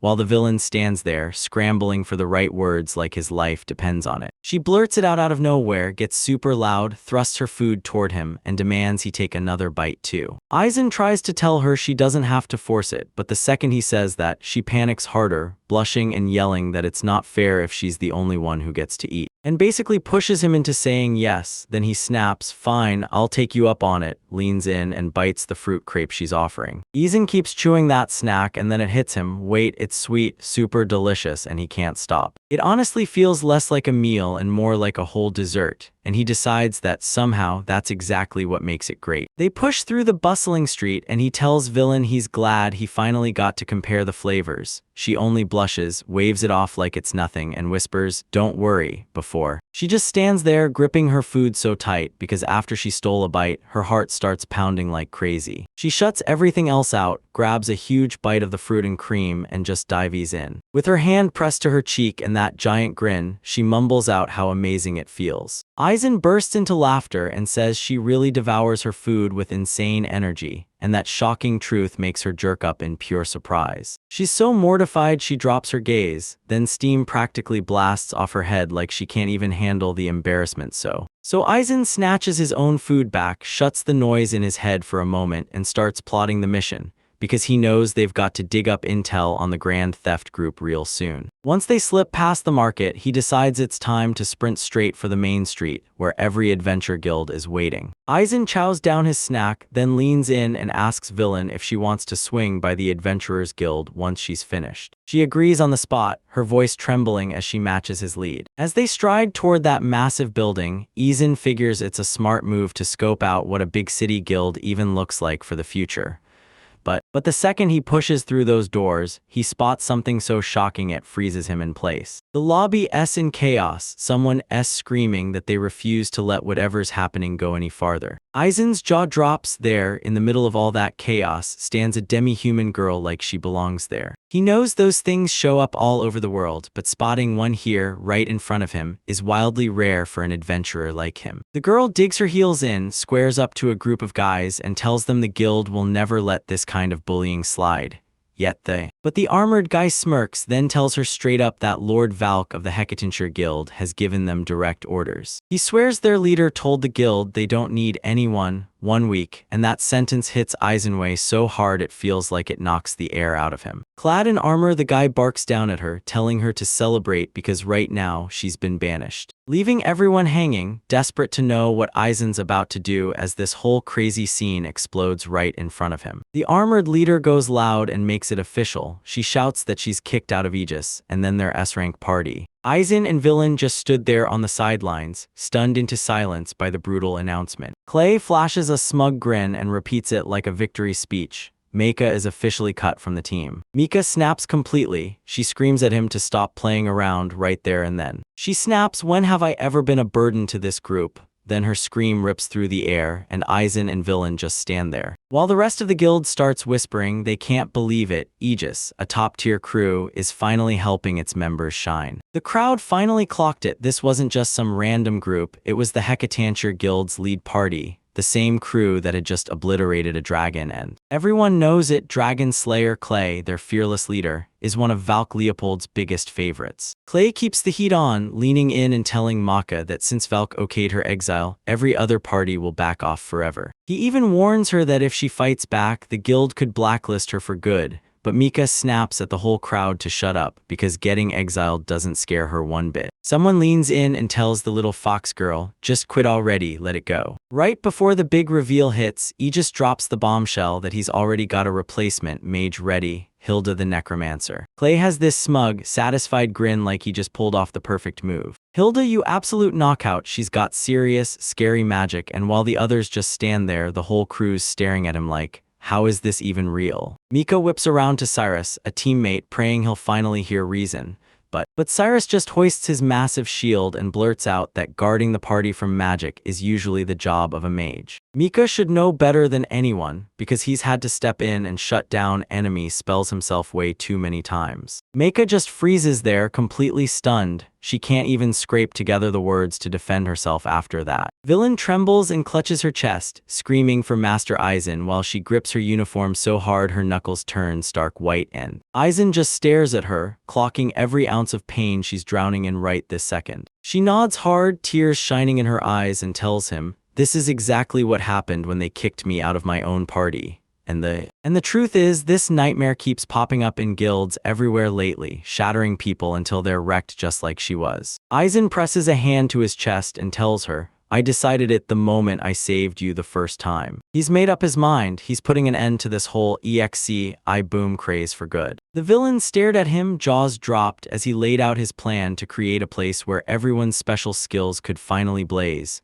no matter what their stats claimed. Aizen tries to butt in and talk to Meika, but she snaps, "Shut up later," because she's in the middle of a fight in it, which wipes out his confidence in an instant, and he just stands there totally defeated, like his will got crushed. He forces himself to lock in, swearing quitting now would be pathetic. Then he inhales, steadies his thoughts, and reminds himself he's Aizen Tesla, the master of the Exiles Guild. Aizen stands tall and drops a bombshell. He announces he wants Meika to join his crew, the Exiles Guild, then locks eyes with her and says he's here to scout her, while Mika just freezes on the spot, mouth wide open, barely managing to get a single word out because the shock hits her like a truck. Clay shoots him a smug look and laughs, admitting he's never even heard of a place called the Exiles Guild. So Aizen just shrugs it off with a shaky laugh and a nervous sweat, insisting it's all good because this is a brand new organization. Turns out the guild doesn't even exist on paper yet. The application got shot down, yet Aizen just smirks, keeps bluffing, and decides to run the act for now. He flips the vibe, leans in to Clay, and says he's got one thing he needs to ask him. Then he leans in and demands the exact moment Meika and Sayla first linked up with the party. Clay whips his head toward his teammates and says Sayla's had been there from day one, back when Clay joined 2 years ago and they were still stuck as B rank. Aizen doesn't even pause, she fires back, asking Clay if he honestly thinks she did nothing to help them reach S rank all that time. Clay snaps and blows his lid, then starts yelling about the real reason they climbed to the top and got recognized by Lord Valk. Clay screams at the top of his lungs that the only reason they even reached the top is because they've got real talent. He glances at his scouter and snaps, Meika already knows her stats, so don't slow the group down from here. He tells her that if she wants to call herself an S-rank adventurer, her monopoly is way too small, and it makes grit her teeth with pure frustration. Clay flashes a smug grin and tells her that kicking her out right now is a favor, because things are about to turn ugly fast. He launches into a hype speech about the team, smugly listing the bare minimum you need just to get into Aegis. He's got a guy like the Dragon Slayer leading the charge, but he doesn't stop there. Cyrus lunges in to brag too, claiming he's the only one who can neutralize any attack that comes crashing at them while Clay strides straight to the next member of his elite, high-end mighty squad. They crack jokes like, "We need Hilda, she's the good one," and she just shrugs it off with a wink and a quick, grateful thank you. That claim about Cyrus wiping out every single attack totally blindsides some people.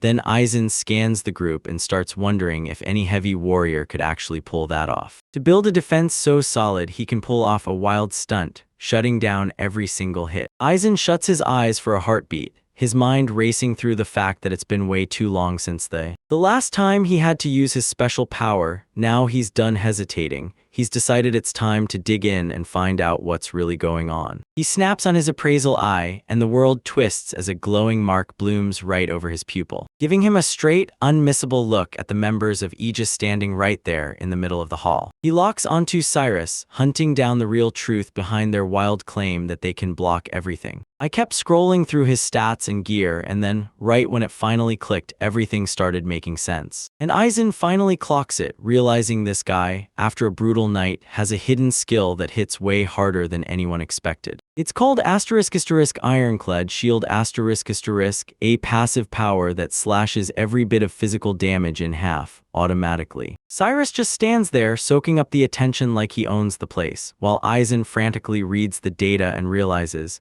God's Shield isn't just a name, it's a skill that slashes almost any hit down to a single point of damage, and that realization hits him so hard, making him the ultimate decoy. Aizen knows that when a heavy knight locks in, their only mission is to gulp down every hit so the rest of the team can stay untouched. And how? And getting a trait that naturally slices every incoming physical hit in half is basically the perfect power fantasy for a tank. Aizen keeps digging through the numbers, convinced that an S-rank warrior would have started out with monster-level defense. So it all comes down to, even the normal enemies couldn't hope to land a scratch. This is total overkill, like dropping a nuke on a regular fight. And once you stack that 50% reduction on top of a defense stat so brutal it shrugs off weak hits, the math suddenly makes perfect sense. You can tell the God's Shield name isn't just decoration. This guy is the real wall holding the whole party together. But suddenly Aizen gets that sharp, bad feeling, because he knows monster attacks usually fall into just 3 buckets: brutal physical blows, magic spells, and nasty status effects. And most of the time, that hulking guy in heavy armor turns into a sitting duck. Magic and poison chew through him, so the mages get stuck dealing with those threats, while monsters lurking in the wild unleash a non-stop storm of terrifying elemental attacks, each one more dangerous than the last. Aizen can't stop thinking about how a party only survives if the heavy hitters move in perfect sync. Realizing one thing: knights are essential to smash through physical blows, and mages are the only ones who can shut down magic and flush out poisons. He remembers Cyrus bragging that his shield shut down magic earlier, but the stats scream the truth. He never had that kind of power. It slams into him that wiping out every single attack isn't really Cyrus' own power at all, so he whips his gaze to Mecha and spots a weird magical glow swirling around them, right in the middle of the heated moment. A brand new skill called Shrine Maiden's Blessing flashes in, one power that can halt 3 physical blows every single battle. Paying for it means your max mana gets smashed into a massive temporary drop while you're in the middle of the fight, but it keeps slamming magic and status effects off a target over and over, as many times as they want. Aizen stands frozen, his mind totally shattered by what he's seeing. He can't stop thinking this skill is so brutally powerful that anyone who ignores it is out of their mind. Aizen finally cracks it. Maka's hidden skill was never meant to impress. It was quietly masking Sela's weak spots the entire time. Even if it cost her some mana, it locked the front line into place and gave the whole team rock-solid stability. He remembers when she joked about her low mana pool, and suddenly it all clicks like it was obvious the whole time. And he's absolutely certain her secret power has been working the whole time. It's obvious Sela's completely misjudged his own power, and Mecha snaps, yelling for him to listen because she struggles to get the words out because the truth hits hard. His power wouldn't even exist without her. Sela snaps that she looks pathetic, and Aizen starts to feel something is seriously off. He stares at her and demands to know, does she even realize what her own special ability truly is? Mecha freezes, stammers out, "What are you talking about?"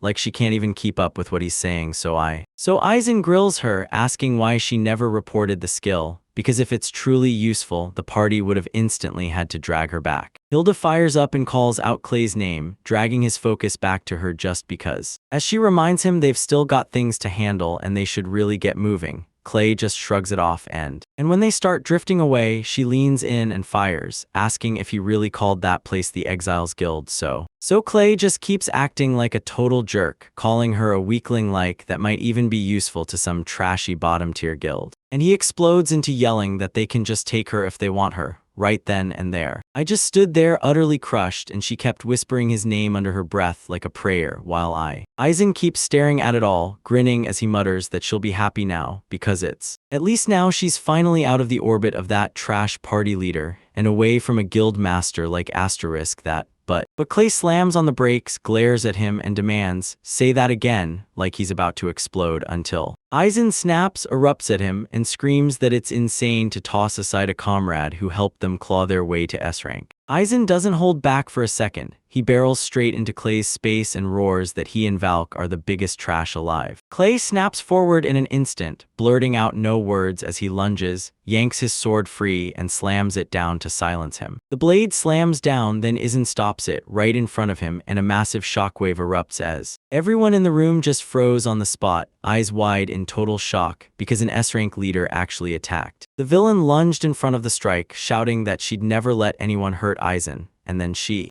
won't sit back while they keep shoving exiles aside like they're worthless, because she glares at the Clay like it's pure trash, then tells him to his face, straight up, exactly how much he hates him. Clay's face darkens as his body starts to tremble with rage. He yells that they're all bastards while just as the guild staff finally yells at him to freeze, they slap him with the fact that drawing a sword inside the building breaks the rules completely. He pushes forward, shouting that he'll never let those insults hit his master. But Hilda clings to him and slips into a trembling act to play along. Hilda puts on an anxious show, snaps an apology to the guild staff for the mess, and tries to cover it up, like she didn't just cause all of this. Aizen slips his gaze from the whole scene as they stride away, and he just thinks Clay really let his temper drive the wheel asterisk, and then his thoughts trail off. And he figures if Hilda's a necromancer, then every word she speaks hits with this strange, heavy magic. And then, as Aizen processes everything, he finally admits the truth. At first, he figured she'd just be a total party crasher. But it turns out she's way more level-headed than Clay, and that's why it hits him behind that fake smile. She's actually terrifying. He just stands there looking downright terrified, stuck in that same worried stare at the whole mess as Clay yells one last time, he snaps at the group to stay away from him, never show their faces around him again. He even snarls a threat. Next time they meet, he swears he'll keep that sword out, not in its sheath. The guild hall crackles with whispers as everyone leans in, eyes locked on them. Aizen glances at the wreckage and smirks at how insane it was to swing a sword right inside the guild hall. Then he snaps at Meika to quit pretending she had nothing to do with it, even as she's still rattled, and finally admits she thought they were done for. The villain jumps in too, saying Aizen looked badass holding his ground, but she's still mad he didn't warn her before the situation blew up. Aizen shot villain a heartfelt thank you for the help and admitted he couldn't just stand by. Once he saw what was happening, he had to step in. Maka stares at him, still stunned by it all, and then blurts out that she couldn't just leave things as they were because she felt way too sorry for Micah. She flashes him a small smile and tells Aizen he's got to be one weird oddball, but she can see right through it. Underneath, he's a genuinely good guy. Aizen starts to thank him, but the villain barrels in and slams him shut, yelling that he's not just good, he's a truly wonderful person. She starts ranting about their guild, saying the exiles are basically there to welcome any adventurer who got tossed from their party just because their stats weren't good enough. The villain barges into Maka's space, clamps her in a brutal hug, and rants that they're carving out a brand new home where everyone can finally shine for real. Yet the strain smothers her so hard she can barely get a breath. The villain practically radiates as she pitches a future where they'll both spend the rest of their lives backing Lord Aizen together, and Meika can't shake how crushing that feels. The vibe flips the second Aizen admits he just blurted out the whole exiles idea on the spot. Now villain S reeling in shock, while Meika stands there completely stunned, speechless. Aizen scratches the back of his head, looking totally awkward as he finally admits the truth. those exiles aren't an official guild yet. And to make it even worse, he drops the bombshell. Their application to become official just got rejected. Meika suddenly panics, grabs him, and yells, "Wait just 1 second," because she needs to know what's supposed to happen to her next, since it's like he scoped her out for some guild that doesn't even exist yet. Aizen blurts out that he never meant to trick her, but the moment he looks at how everything turned out, he has to admit, yeah, she's completely right. His eyes spark into dizzy chaos as she tries to make sense of the disaster she's trapped in, barely managing a single word before. She starts trembling, eyes wide, and goes off on him, screaming that he's a total fraud for using her at her absolute weakest. Aizen snaps her out of it, telling her to breathe for a second. He reminds her he already promised the guild would be on his shoulders, but Meika is already beyond saving. She's sobbing like it's the end,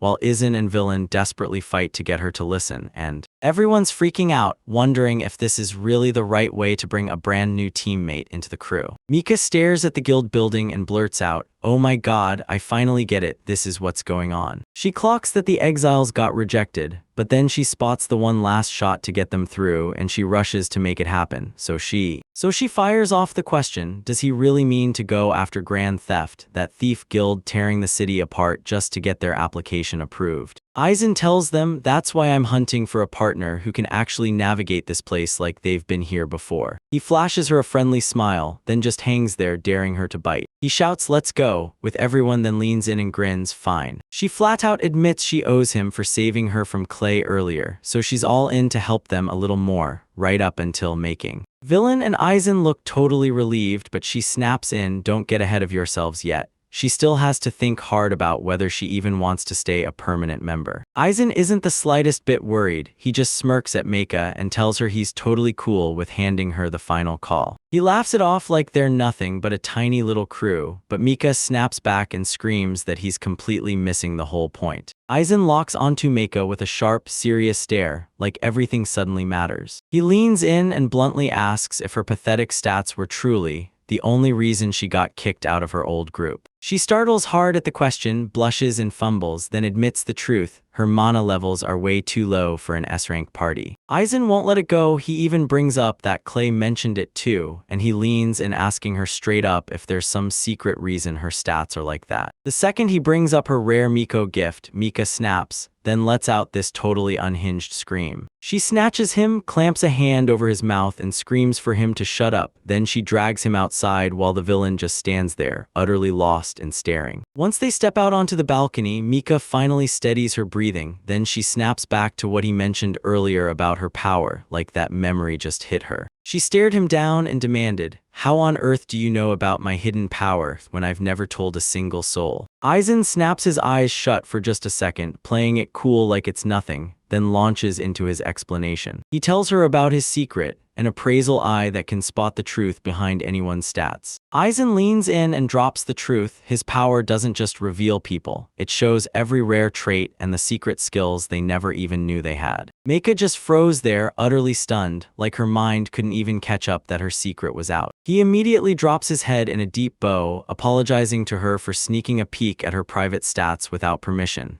And the fact that she hid it from her old S-rank party screams one thing: she's got a massive reason to stay silent. A villain slides in to slam the brakes on everything, whispering to Make, "It's all right," and insisting Aizen is the perfect guy to keep a secret like this, until Make gets a little too swept up and blurts, "And besides." And she looked pretty flustered too, like she'd already figured out that every girl gets to keep a secret or two tucked away. As Villain starts squealing and clapping a hand over her face, Meika just stands there thinking, yeah, this group's got a seriously weird vibe. But for now, she decides to trust him, because he's got too much of a soft heart to ever drag her secret out and force her to join his guild. Aizen just flashes a grin and swears he'll never pull that stunt again, because his whole dream is to run a guild that actually handles things the right way. Maka officially steps into the group, grabs everyone's attention, and orders them to move out right now, setting off the domino effect leading. Mika leans in to corner the villain and demand where they're headed, then, without missing a beat, winks and declares they're going straight to an information broker. Running the gauntlet with brokers and guild receptionists is a massive part of being an adventurer,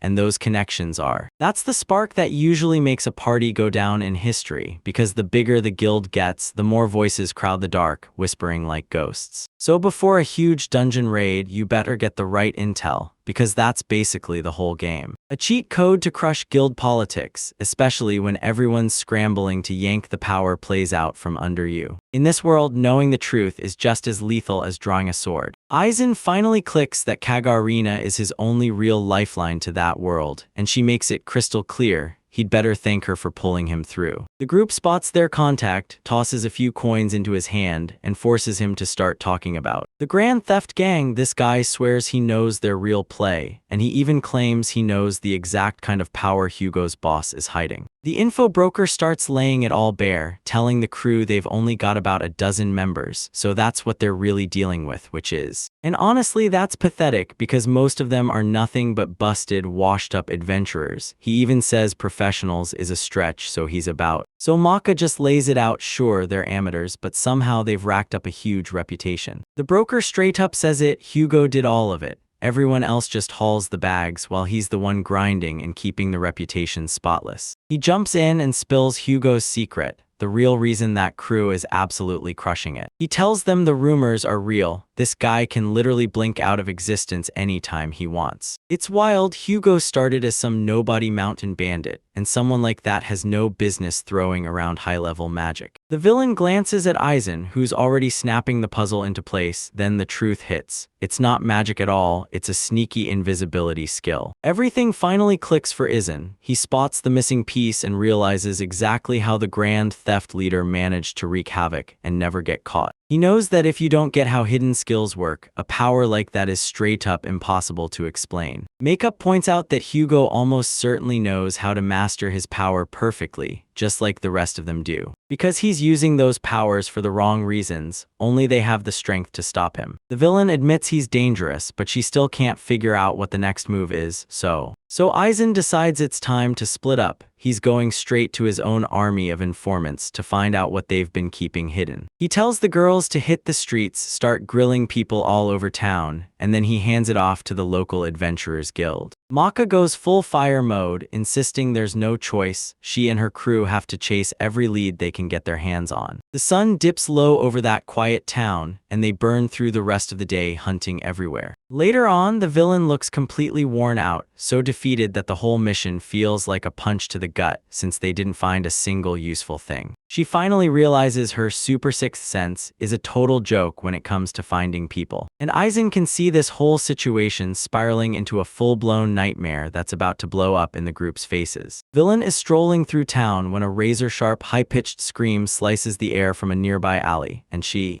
spots a tiny puppy crushed in a heavy metal leg trap, and it's whining through agony. The villain barrels over to the trembling dog and promises, "I'll rip those metal teeth off you right now." After a minute of panic, she finally frees the trap, wraps bandages around the little guy's leg, and prays that'll stop the damage before it gets any. That puppy's bursting with joy. He springs right up and starts licking her face, totally catching her off guard. She erupts into laughter, begging him to stop, because it tickles way too much while Aizen just stands there grinning and basically says, "Yeah, it's obvious, that little guy is really thankful for what you did." Aizen's mood flips the second he stares at the trap. Why would anyone plant something this deadly right here? Right when he starts thinking about it, a gang of tough guys barrels in behind them and screams at the top of their lungs to grab their attention. The whole crew screams trouble, and their leader leans in to tell Aizen, "We know you've been snooping around the Grand Theft Gang. Yeah, we've heard all about it." The lead thug bears a grin and snaps that they're nothing but an eyesore. Then he spits the order, "Kill everyone except that Beastman kid." Now he tells the group to get ready because the hammer is about to fall. Aizen locks eyes with him and demands, "Is that Beastman you mean Mecha?" While the villain clutches the injured puppy to his chest, frozen in place. The thug just shrugs it off, grins at Aizen, and says there's zero reason in the world for him to know anything about it. Every thug in the pack charges in at once, yelling that the two of them are going to bite the dust in this alleyway anyway. The leader gives off a chilling vibe, promising villain they'll treat a sweet little lady like her so well, like real good. But suddenly the guy's face snaps into shock. He blurts out a confused yell when something moves way faster than he ever expected. Villain plants her feet and doesn't even blink, telling the thugs to chill, because she won't waste a single second drawing her sword for them. She becomes a blur of motion, slamming her heavy strike into the lead thug and blasting him backward before he even has a chance to finish his sentence. Her face turns stone cold as she tells them that torturing a helpless puppy to drag them into a trap was the biggest mistake they could have ever made. She locks eyes with him and declares that yanking a blade on Lord Ison will cost him dearly, so they'd better brace themselves for pain so unbearable it hurts to breathe. The thugs start snapping, screaming, "What the hell is wrong with him?" while one guy yells, "Stay calm, surround him," but it's already too late. As the next one gets caught off guard, weird squeaks tear out of their throats. Bam, heavy hits land on faces one after another, and it leaves. She stands dead center in the chaos, totally unbothered, cradling the puppy like it's nothing, while the guys she just smashed are sprawled all over the ground. Aizen sits back and watches everything unfold, clocking just how sharp the villain still is, like she's got the skills of an A-rank adventurer, and those C or D-rank washouts were never going to stand a chance. Right as that thought hits, one more thug snaps, barrels straight into Aizen, spits "bastard," and swings a blade like he's ready to end it. The guy's eyes bulge when his strike misses totally. Aizen just slips back out of the way like it's nothing. And he steps into his own strike, drives a brutal punch straight into the guy's nose, and drops him dead in his tracks. Aizen kneels beside the dazed guy and blurts, "I'm sorry," then recalls how, back when he was a student, he'd been the king of street fight scraps whenever people tried to mess with him. He tells them, "Yeah, I'm not at the point where I can just run around and farm monster battles, but don't get it twisted. I'm not some easy target anyone can mess with." He just stands there staring at his bruised hand, grimly admitting his knuckles really do throb like hell, because yeah, he hates every second of it. Aizen glares at his bruised, trembling fist, and a thought hits him. This isn't real strength or anything, it's just. Villain bursts over to check if he's okay, asks if he's hurt, and he nods through the pain, telling her she did a great job before. He leans over one of the guys on the ground and tells him they're talking now. Right then, the thug goes completely white with panic. He throws his hands up, begs for his life on the spot, and swears he'll spill every secret. Just don't lay a finger on him. Aizen demands where the Grand Theft hideout is and where to find Hugo, but the guy freezes up and stammers that he has no clue. The villain isn't buying a word. She shoots him a furious look, still clutching the dog, and snaps that he better start talking or else. Right before he can even blink, she screams and snaps a pinpoint strike straight into his face. That hit is brutal. Wham! A loud crack snaps through the air as he gets completely wrecked by the sheer force of her strike. Aizen freezes in total shock, praying she didn't just land a hit on some secret vital point only she could spot, while the thug shrieks that he's telling the truth. The guy starts sobbing and blurts that Hugo keeps the real hideout sealed for his inner circle only, then admits in a rage that the grunts like him never hear a damn thing that matters. Aizen can't stop thinking, so Hugo's even more careful than I guessed, and that realization instantly makes everything messy, because he can't settle for guesses, so he locks eyes with the guy and demands to know exactly what he really knows about Meika. The thug's hands start to tremble and he blurts out, stammering that he's from the Far East too, so he claims he knows exactly who she is. He tells her Meika is tied to the legendary Shuriken clan. Where he comes from, that's a massive, world-shaking deal, so basically. Turns out the truth is even wilder than they ever guessed. She's actually royal blood, and it leaves Aizen and Villain completely stunned, like they can't even speak. He keeps rambling, insisting she's one of the missing priestesses, and he can't wrap his head around the fact that she's out here slumming around like just another adventurer in a place this trashy. Turns out they couldn't lay a hand on her while she was still hanging with the Aegis crew, but Hugo snapped, now she's out,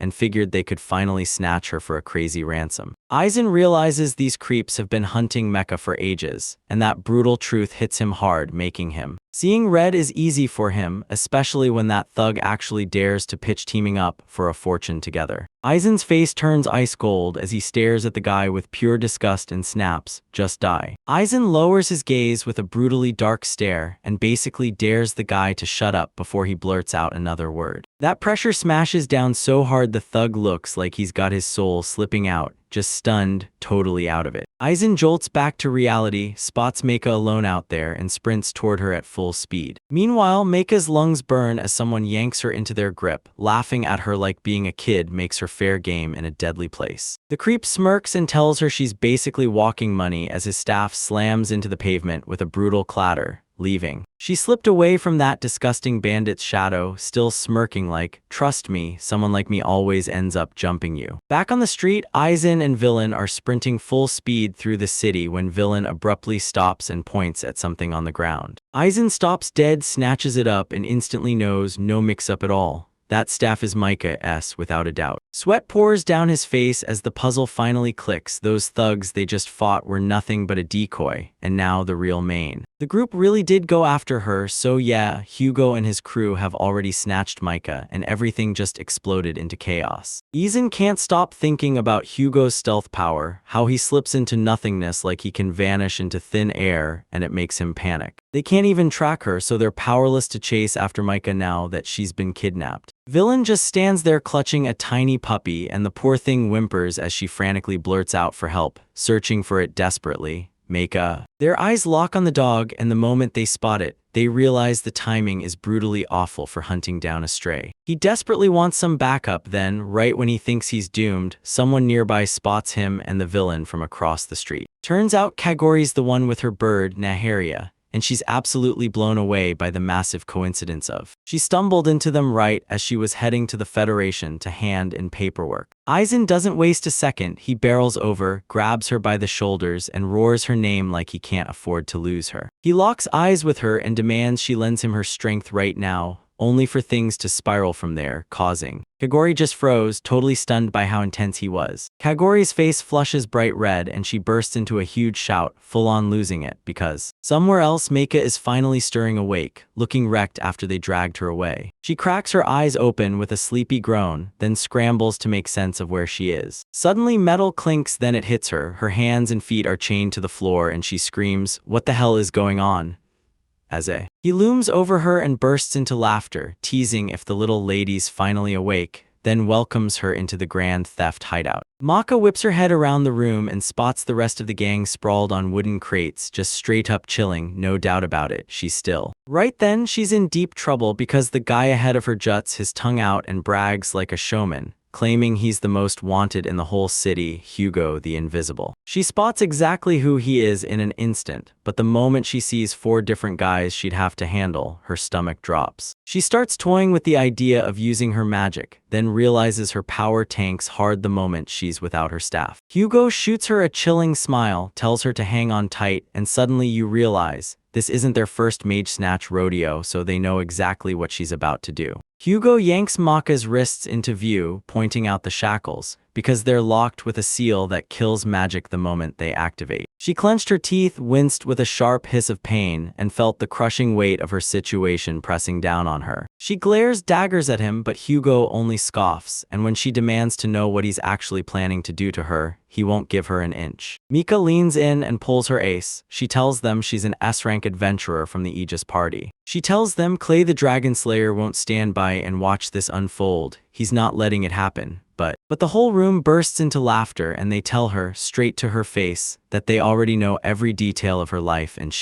Hugo leans in with a wicked grin, whispering that he knows exactly why she got kicked out of her old group. He starts roasting her fresh crew on the spot, sneering that Aizen's a pretty boy and the villain's just a tiny brat. Then he hits her with a gut punch. Those two are probably already done for, and Mika can't even process what she's just heard. She jerks and thrashes against her chains, screaming at the top of her lungs, demanding to know what the hell they did to her friends. Mika thrashes against her chains and Hugo just stands there, cackling that creepy laugh like a knife scraping. Night has already swallowed the world outside the hideout window, and Hugo leans in to reveal the terrifying truth. They've been tracking her for ages. He wastes no time. He leans in and demands to know if she's truly part of the Shuriken clan, the royal bloodline from the Far East. She makes this totally horrified face, then frantically plays it off, telling him his eyes must be rotting if he thinks someone like her, a thief, could ever be royalty. Hugo isn't buying a single word. He snaps back that maybe you've gotta threaten her clan to force her to talk, but then he plunges his hand down and yanks free a jagged, serrated dagger that flashes viciously in the dark. He stares at her and snaps that she's way too loud, and all that wild energy is making everything unbearable. Maka forces herself to stay unshaken, then fires back, yelling that his threats won't land on her, and that he'd better not underestimate her. Even with her mouth talking tough, her hands are wildly trembling in the metal shackles as Hugo leans in and tells her, don't be scared. He presses the blade right to her face and snarls that she shouldn't even bother screaming, because he has no intention of stopping. Makeup goes rigid when a sudden, deafening blast rips through the room. She whips her gaze around just in time to catch a blur of bright light streaking past her like a flash in the dark. Suddenly, the hideout's entrance gets obliterated crash as a deafening roar shatters the silence. A brutal pack of snarling dogs and wolves barrels down the hallway straight toward the gang. The thugs get completely blindsided, and one of them can't even wrap his head around it, because it's just a dog. The lead animals explode off the ground, fangs bared, and slam straight into the men guarding the room. Everything erupts into full-blown chaos. One guy shouts, utterly lost, and the next one starts screaming as the dogs bite down hard. Hugo totally snaps, starts pleading with the animals to stop biting him, and meanwhile he scrambles to figure out what the heck is happening. He fights tooth and nail against the pack, then rips into Meika with a blood-curdling scream, demanding to know if she's the one behind all of this. Meika snaps her head back and screams that it's totally impossible. She's got no chance at all controlling those dogs. The villain steps into the spotlight and smugly declares that everything is unfolding exactly as planned. She tells the group the animals aren't being bullied or forced, no strings, no control. They're helping because they genuinely want to. With tears streaming down her face, she watched as every single person finally slipped out of the chaos, and she could breathe again. The villain lifts a tiny puppy and tells them Kagarina used her animal communication power to talk to the little guy, then asked him for a favor, and then that pup pushed right out and rounded up an entire pack of his buddies to throw into the fight, while the little dog howled like he was absolutely owning the moment. A nearby woman blurts that Kagarina is already en route, plus she's bringing fresh Federation reinforcements with her. Meanwhile, the dogs already flooded the inspection site, swarming the back exit and sealing it shut so not a single soul could slip away. Aizen snaps his focus to the main target and blasts Hugo, the leader of the Grand Theft Bandits. With a fierce flash in his eyes, Aizen looks him dead in the face and declares that his crimes are officially done. Hugo just freezes in place, cold sweat pouring down, trapped. He can only hiss out infestation and do nothing else. Hugo glances over and his guys are already done. The dogs have totally swarmed the place, leaving. Every last one of them shattered, so he just stood there like a dark shadow, watching his whole gang crumble until he tilts his head with a creepy grin like he already knows the truth, and asks if they seriously thought they'd him cornered. Meika's sweat starts pouring the moment she realizes he's flashing some kind of invisibility power. Hugo slips into nothingness, vanishes right before their eyes and sneers, "So, is it scary to fight someone you can't even see?" He roars that he'll wipe them all out, then slip away in the chaos. Aizen just stands there clutching the puppy and tells him it's a shame, because he already cracked how that hidden skill works. He stays ice calm and tells her straight up that villain can handle this whole mess all by herself. So Hugo snaps out, tells them to cut the nonsense, and rockets down from the rafters. He drops from above with his dagger already drawn, shouting that no matter who they face, the sky is always the one place they can't see coming. Hugo's voice slinks through the room, taunting villain as he grins that nobody can track him, because he's completely invisible. He keeps screaming at the top of his lungs, swearing up and down that she couldn't possibly have seen where he was. But the villain doesn't blink, he stays dead focused and calls out his exact location. She unleashes a brutal swing, her sword roaring through the air like it could smash the whole area. She looks stone cold locked in, then she drives the strike through with full, ruthless commitment. The blast hits like a nightmare, shattering everything in its path and blasting up a roaring cloud of stone and dust. Her grip stays locked tight on the hilt as she steps in and lands a clean hit on her target. And then Hugo finally reappears, trapped and pinned, coughing up blood, eyes wide with pure terror. As he slams to the floor, Aizen and Meika step back, watching villain close it out for good. She whips her gaze to Hugo and tells him, "With my super sixth sense, I can spot your weak points in seconds, even when you're invisible." Hugo's secret finally spills. His spatial distortion power twists light itself to mask his presence, but it won't hide his scent or muffle the noise he makes, and it sure as hell won't stop him from taking damage. Aizen spots the key to the shackles in the thief's pocket, and for once he thinks, Wow, my timing and talent are actually clutch. Makia slumps in her chains, utterly baffled as they drag on, because she already told them no to joining them. Aizen just shrugs it off and reminds her she was the one who helped them hunt down the gang in the first place. And the villain drops the bombshell, saying they can still stay friends, even if they're not sharing the same party anymore. Those words hit like a wrecking ball hard, and she looks 1 second away from snapping, stunned by how kind they're being as. They rushed in to break her chains right as she started to question them, firing, "So what's your guild?" Wondering deep in her heart if this is finally the place where she truly belongs. That night in the city, a voice cuts through the streets, screaming an apology to Aizen. Some random guy jumps in, lavishing praise like crazy, calling their performance against the Grand Theft Gang nothing short of magnificent. Then he faceplants on the floor, yells that their application is accepted, screams that the membership fee is waived, and begs them to forgive him for how he acted earlier. Meika just freezes there, baffled, blurting, "What the heck happened?"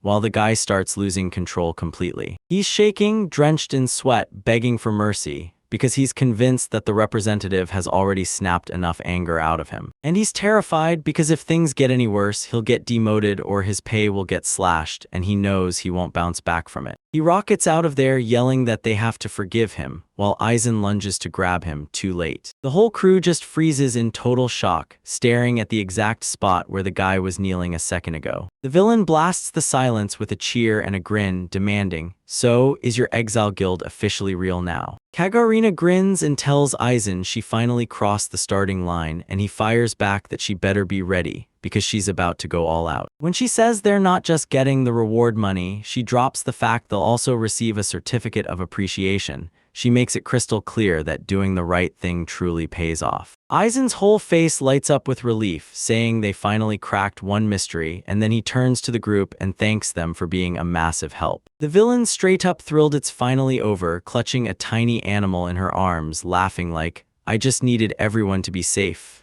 But Kagurina refuses to let Aizen slide, hounding him to remember his promise to take her out to dinner, especially after she's the one who helped him out. She flashes him a wink and promises to order the priciest thing on the menu, and Aizen can't help thinking, yeah, I can probably handle her. Until she's fully unraveling, turning red, drenched in sweat, and blurting out whether this is actually a date, or if it's just going to be the two of them. When the dust finally settles, Aizen whips around to Meika and blurts, "I'm so sorry I dragged you into that deadly mess." But she cuts it off right away, telling him she was the one who chose to help, and he has no reason to carry any guilt for it. She glances away for a split second, trying to pivot to something else, but you can tell doubt creeps into her voice as she hesitates. And then she finally confesses, she's the one who dragged the whole crew into her mess. Maka clenched her fist, stared at the ground, and guilt swallowed her whole. Aizen glances over at Meika, trying to snare her attention even while the air is still thick with tension. She meets his gaze head-on and tells him she wants all three of them to slip away somewhere private and talk. She grips her clothes like they're all that's holding her together, breathlessly asking, "Will you really hear me out?" Aizen just glares at her, completely thrown off by how deadly serious she's gotten as she gets ready to drop her secret.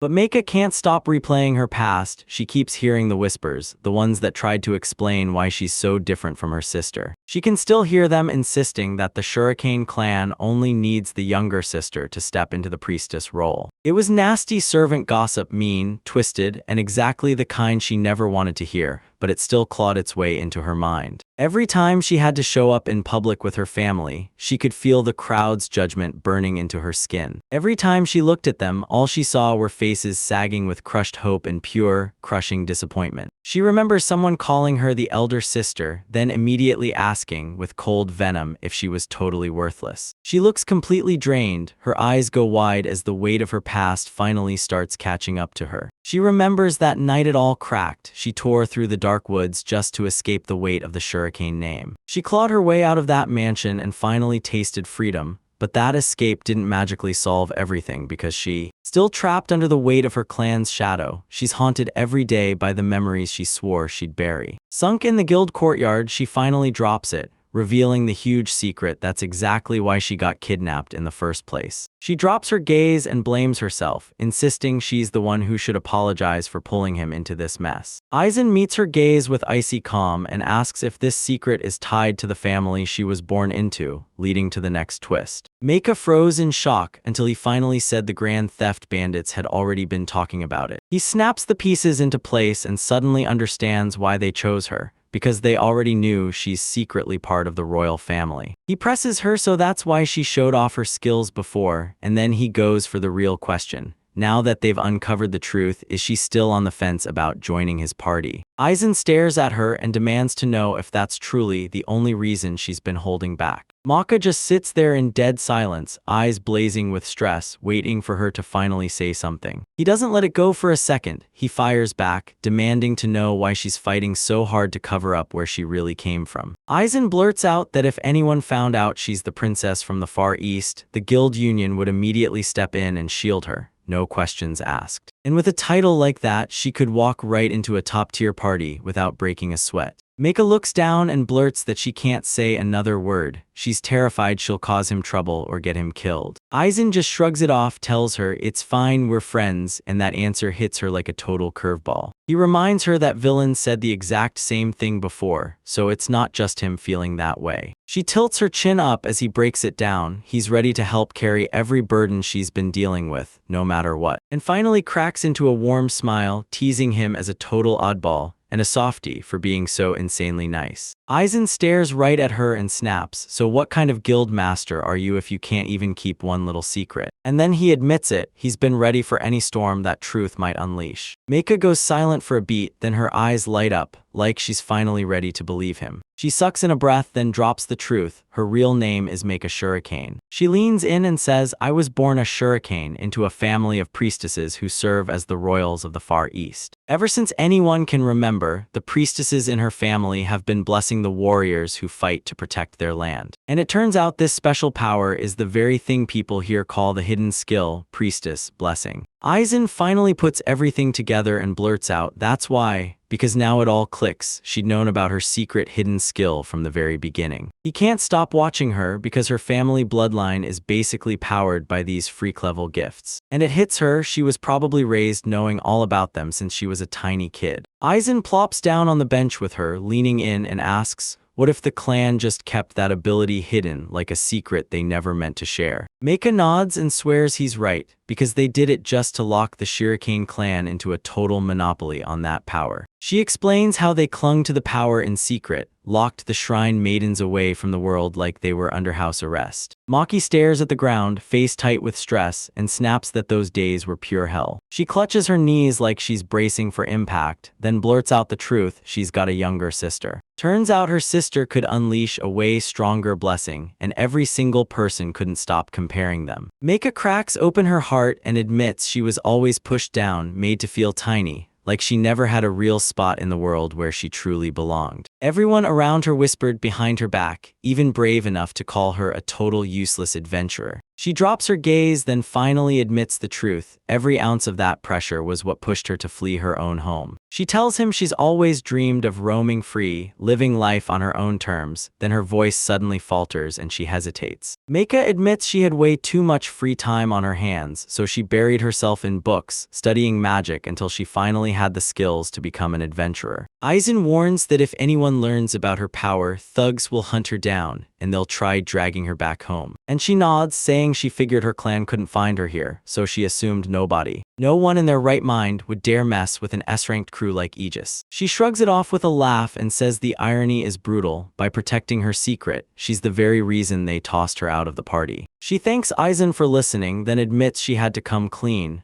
because she dragged him into her mess and she couldn't live with that. Suddenly, she snaps at him to quit trying to make her his teammate, because his brand new guild comes first, and then Jason locks eyes on her, calls her name, and she jerks back, retreating into herself like she's trying to disappear. She doesn't speak a single word, just stares at the floor, drowning in a quiet, heartbreaking sadness. Aizen tells her, I love that you worry about us, then smirks, because that's exactly why he refuses to back down. Aizen locks eyes with her and says he wants to score a win, so he can bring her into his party as a full member. She's frozen in total shock, mouth hanging open, like she can't wrap her head around what she just heard. She starts to protest, but Aizen shuts her down, telling her the truth. What she really needs is a place she can finally belong. Explaining it's not only the secret skills she's hiding, it's about who she truly is and how she watches out for every single person, then steps up and takes control the second it truly matters. He stands his ground and tells her, face to face, that they desperately need her on the team. Aizen flashes a warm, reassuring smile, offers her his hand, and swears his guild will be the one place she can always come home to. She whispers those words like she's fighting back tears, begging herself for a place to belong,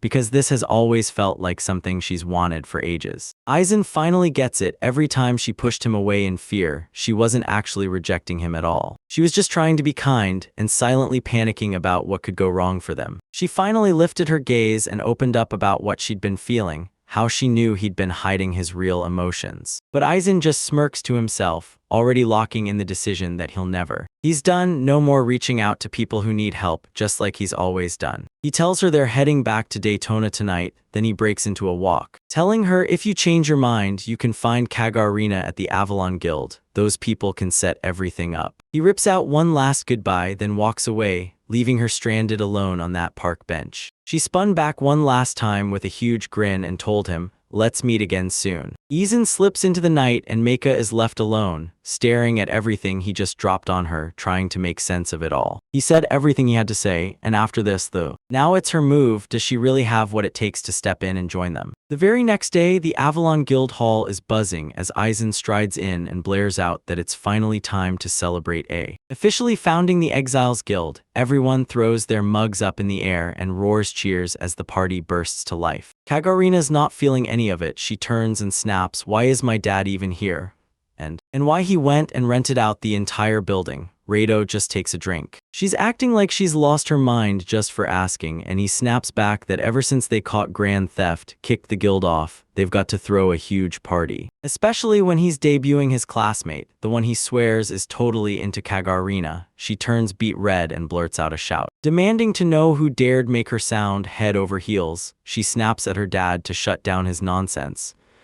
But he shrugs it off with a laugh, spins to Aizen and tells him, trust me, way more people back me than you think. Aizen looks totally thrown off and blurts out, so, is there anyone else here with them at the table? Right then, the villain fires back. She swears she believes the same thing about Lord Aizen. Rado tells the villain he truly believes she'll be the one to pave the path for every last outcast, and she just listens like she's about to decide the fate of them all. And she breaks down, tearing up as she says it feels like a dream to finally have a place where people like her can prove what they're truly worth. Kagarina spills that she used to be a total loner in school, and it leaves everyone stunned, wondering how he somehow turned into the kind of guy who charms people so effortlessly. But he keeps his cool and smirks at villain, asking if she thinks he only scouted her because he sensed some secret talent lurking in her. Aizen flings his arms wide and declares the entire night is on him, bragging that he kept his promise to snag Kagori the finest food around. She just shrugs with a yeah, while he keeps rambling about how all this stuff is from that one place, like she's supposed to believe it after a brutal 2-hour wait. Everyone starts digging in and Rado blurts out, okay, this food is actually amazing.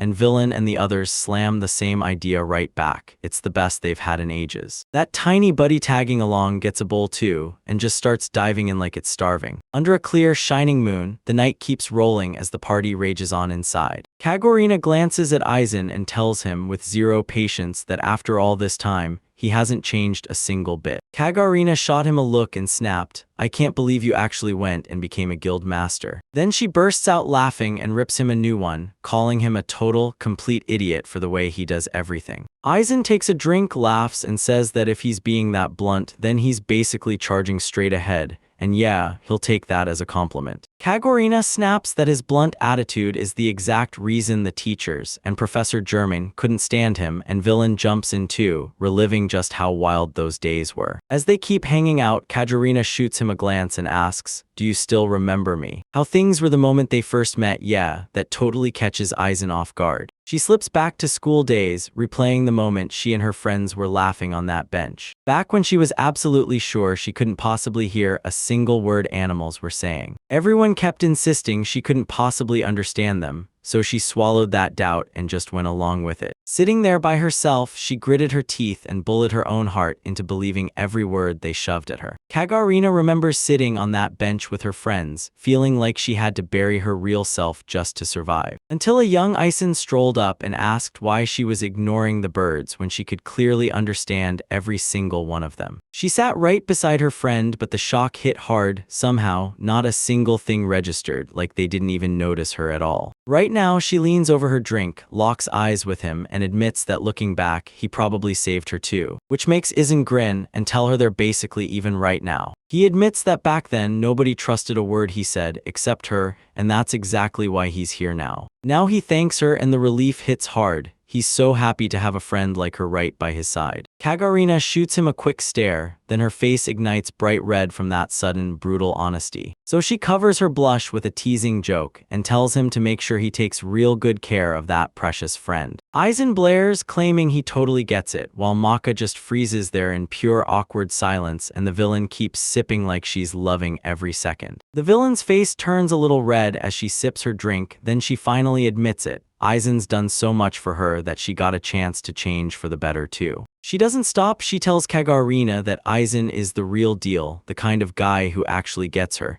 and that's when it all turns into something bigger. Kagarina totally snaps, her face turns cherry red, her words trip over themselves, and she blurts that none of it is true, yelling that she doesn't feel anything for him at all. The villain just drifts in her own bubble, grinning so hard it's creepy, and asks Kagarina if she finally understands how she feels, but Kagarina stares back and suddenly clocks it. Something is seriously off. Kagarina finally catches the scent and blurts out if that's really wine, not juice, while the villain only giggles, soaking in how damn good it tastes. Salvio cracks up laughing and tells everyone to drink since he's footing the bill, but Mecha snaps, asking if he's the one who gave her that alcohol. Then she turns around and tries to shove villain a cup of water instead. As Salvio gulps from his mug, everything finally chills out, and he leans in, eyeing Ison, asking if he's got any huge plans on the horizon. He points out that now the Exiles Guild flag is officially up, they've got to build a real reputation, so that new recruits will actually jump at the chance to sign up on their own, and everyone else nods like, yeah, that's exactly how we should do it. Ison rubs his face, grins, and admits he knows there's no shortcut to getting this guild to actually work. Ison lays out his plan. He'll keep the guild growing by hunting down more exiles, while meanwhile the villain is completely red and chugging her drink, and Mika just watches her like it's going to explode. Rado leans in with a hard stare and presses Ison. Does he want the Exiles Guild to take the hunt for an Aqua Hydra, which leaves Ison, Mecha, and villain totally frozen, stunned into silence. Rado breaks into loud laughter like it's the funniest thing ever, until someone at the table snaps, "Knock it off." She let out a sigh, unable to stop herself, wondering if her dad had downed way too much tonight. The villain's panic explodes because that monster is so brutal even seasoned S-rankers can't touch it, and she's so overwhelmed she swears she's about to pass out. Rado's grin vanishes in an instant. His face turns dead serious the moment he stops laughing. Ison just locks eyes with him, stunned, speechless, like his brain can't even accept the words he's hearing. Rado tells you an Aqua Hydra slipped into a low-level dungeon and has been wiping out C and D rank parties. Now it's turned the whole place into chaos. He tells them the Guild Federation just dropped an emergency quest, 1,000 gold coins for whoever grabs it first, and he makes it sound like the biggest deal ever. Rado leans in and says this mission isn't some random gig. It's a direct command from the Grand Representative himself, which means the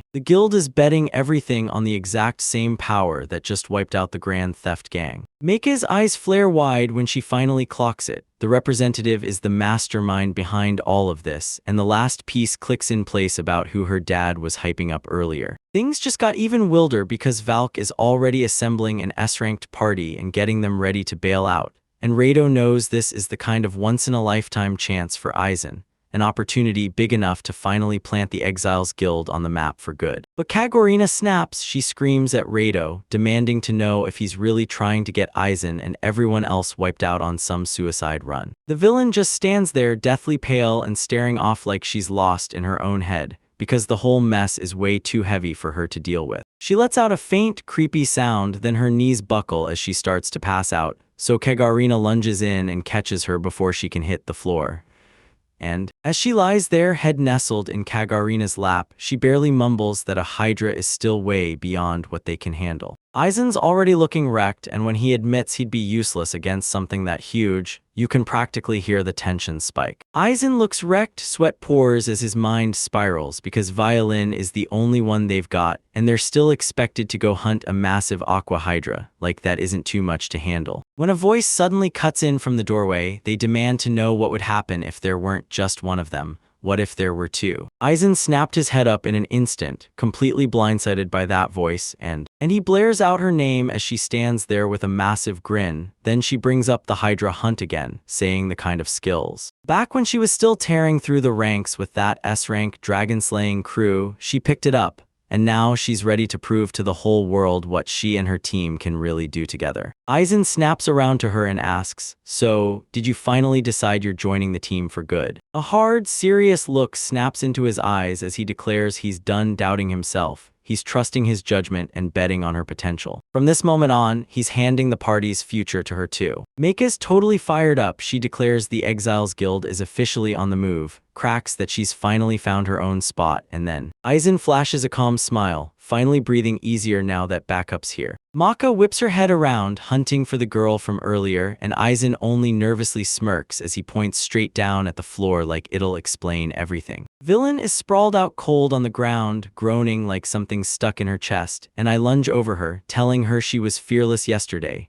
then asking her in a shaky voice to please wake up because she looks absolutely wrecked right now. The moment she finally springs up, Mika blurts that she's pumped for the Hydra hunt and can't wait to team up, while Villain just sits there in dead, crushing silence. Mika scoots into the crowd, bright as sunshine, and cheerfully calls out to her, her senpai right for the very first time. Right then, the Villain fully snaps, screaming, sent into total shock because she can't even process it. The girl she worships is standing right there. Meika's all in too. She finally gets a junior to watch over, while Villain just sits there, completely stuck like he can't even move. Meanwhile, deep inside the Halana Cavern Labyrinth, a pitch-black maze of jagged caves twists and snarls like a living nightmare. Clay stood in front of his team and drilled it into them that Lord Valk himself had handpicked them for this very mission. The Aqua Hydra is seconds from striking, and Clay snaps at everyone, "Get it done fast, hit it with your party's power." Cyrus and Hilda brace behind him, and with Clay charging in front, the S-rank crew surges forward to kick off their hunt. The Hydra lunges ahead with a thunderous roar, and Clay snaps a warning to Sellers. This attack is about to hit. Cyrus strides up front, tells everyone to step back, and swears breath magic won't survive 1 second against his shield. He's got that killer confidence too, swaggering up and telling the whole party, "Don't worry, I'm going to shut the entire thing down." The Hydra's mouth flares to life, charging up a massive blast of raw energy. A colossal beam of light crashes straight into the shield's very center. Cyrus is left utterly stunned. The magic's power hits way harder than he ever expected, and it knocks the breath out of him. He got trapped right in the blast's path, a brutal explosion ripping through the cavern, hurling rocks everywhere like the world was falling apart. Clay stares as blood sprays across the floor. His front line just got obliterated in one brutal hit. He starts to panic, words snagging in his throat as his brain scrambles to make sense of what just happened to his teammate. In the pitch-black dark, Hydra heads tower above them, and when everything starts to unravel, Clay rips through the air screaming for Silas. 2 days slam by after their last showdown, and the trail drags the whole crew deeper into the woods, straight to a hidden cave. This cave dungeon sits near the town of Horana, pure darkness packed with jagged rocks that look like they're ready to bite. In the dead silence, steel erupts, one sword slams into something solid, sparks explode everywhere. The villain gapes at the fight, mouth hanging open as pure shock hits her, because she never expected to stumble into this. She leans in and asks if it's really just a giant crab, and Aizen just grins and says the monster is absolutely gigantic. A giant crab pinches the air with one massive pincer. Villain shrieks as the heavy limb whips past them by a hair. A villain screams Maka's name in pure panic, but Maka stays ice cold, steady, locked in, and staring down the enemy. Maka snaps her staff up and blocks the next strike. Light explodes on impact, and it leaves Izin and the villain completely frozen in stunned silence. Monster looming right in front of her, Meika snaps into a chant and whispers the word, Suimu.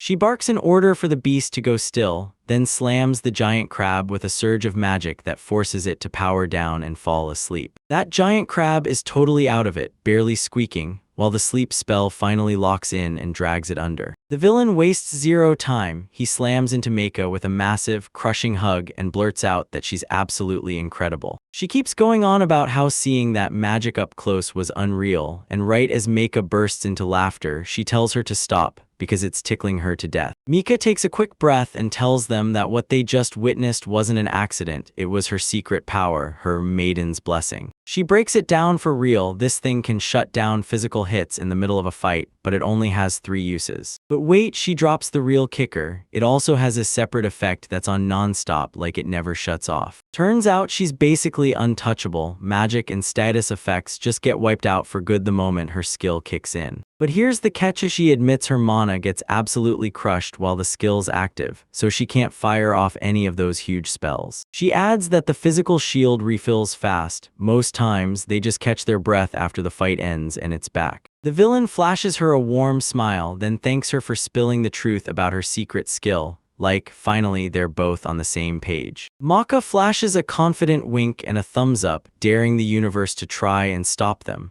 because they're not letting another disaster like the one that hit Aegis happen to their team. Turns out this wasn't just her getting kicked out or trying to hide her special blessing. There was way more at stake. It all traces back to some breaking news that slammed into them right as they were about to step out for the day. Reito Kagura drops the bombshell. Party Aegis, the S-ranked team, actually failed to bring down the Aqua Hydra, and that shocking truth completely blindsides Aizen. He adds that the group got slammed when their heavy warrior went down during the fight, and suddenly everything looked brutally grim. Maka looked totally shaken when she heard about that old party, because it sounded like her former teammate, Cirrus, was the one who got knocked out. She starts to sweat and the truth hits hard. If an elite S-rank tank can't hold this monster back, then they're about to face a real nightmare. Aizen tightens his fist till it aches, dead set on stepping up and throwing everything he's got at this request, no matter the risks, but Reito Kagura keeps it honest. He tells him straight up he's ready to order an instant retreat if the party looks like it's in way over its heads. He flashes a sharp, confident grin, and it's like, yeah, that's the whole point. As the guild master, he lives for keeping everyone safe. Aizen grabs the job like it's no big deal, even though the request is coming straight from the representative. Reito Kagura leans in close and tells him, "Once we're out there, it's me calling the shots on the ground." He slaps his hand on Aizen's shoulder and urges him to stay sharp, keep his cool, and judge every situation like a calm, steady fighter. The hype spikes as they roll in for a massive send-off. Crowds roar and chant for the Exile Guild to go tear it up. As they stroll off, Villain swings his gaze around, frustration bubbling. Kagarina never showed up to say goodbye but Aizen just grins and says he knows she's only keeping her distance because she's terrified for them. He snaps the group together and tells them loud and clear that the only thing that matters is all 3 of them making it back in one piece. Mika's eyes lock with pure determination, and she vows to protect the villain no matter what the world throws at her, which makes Villain grin wide as she swears she's putting every bit of her trust in the younger girl's support. Aizen starts loading up his gear, says he'll do whatever it takes to help, and grabs a few explosive flasks just in case things go sideways. The group surges in on the location and a blunt warning hits: stay on guard because they're basically there. They push into a gigantic cave, and the silence hits so hard it feels creepy in the worst way. The villain tenses up out of nowhere and screams that something is coming for them, right now. The ground starts violently trembling, ripples explode across the water, and it's instantly obvious something enormous is about to crash in. Something huge blasts up from the deep, detonating into the air and hurling water everywhere the second it smashes the surface. Aizen and the villain just freeze on the spot, staring up at the monster that arrived, so huge it makes them look like nothing. Multiple scaled, dragon-like heads snap up into the sky, glaring like nightmares and ready to tear in with a strike. The creature keeps unfolding, stacking head after head until it devours the entire cave and leaves no space untouched. A drenched nightmare of a beast loomed over the tiny party, dripping like a waterfall and swallowing every bit of space. Aizen's eyes lock on the 7-headed Hydra, and he can't process how massive it really is. She sends a quick check to see if the villain is ready, and the villain shoots back the green light. She sprinted straight at the monstrous beast, shouting that she was going right into the danger. Everything snaps back to the lesson Aizen hammers home. Normal hydras juggle 9 heads, but this aqua hydra is a colossal, unstoppable monster. Famed for yanking off coordinated strikes with those heads, but the real danger they can't ignore is the next. Aizen jabs at the board and shouts that the creature's secret water magic is called water breath ***. He tells the girls this attack cuts insanely deep, so any flimsy defense is basically useless, as while the villain leans in to eavesdrop, Aizen starts laying out the exact plan to shut down that kind of power.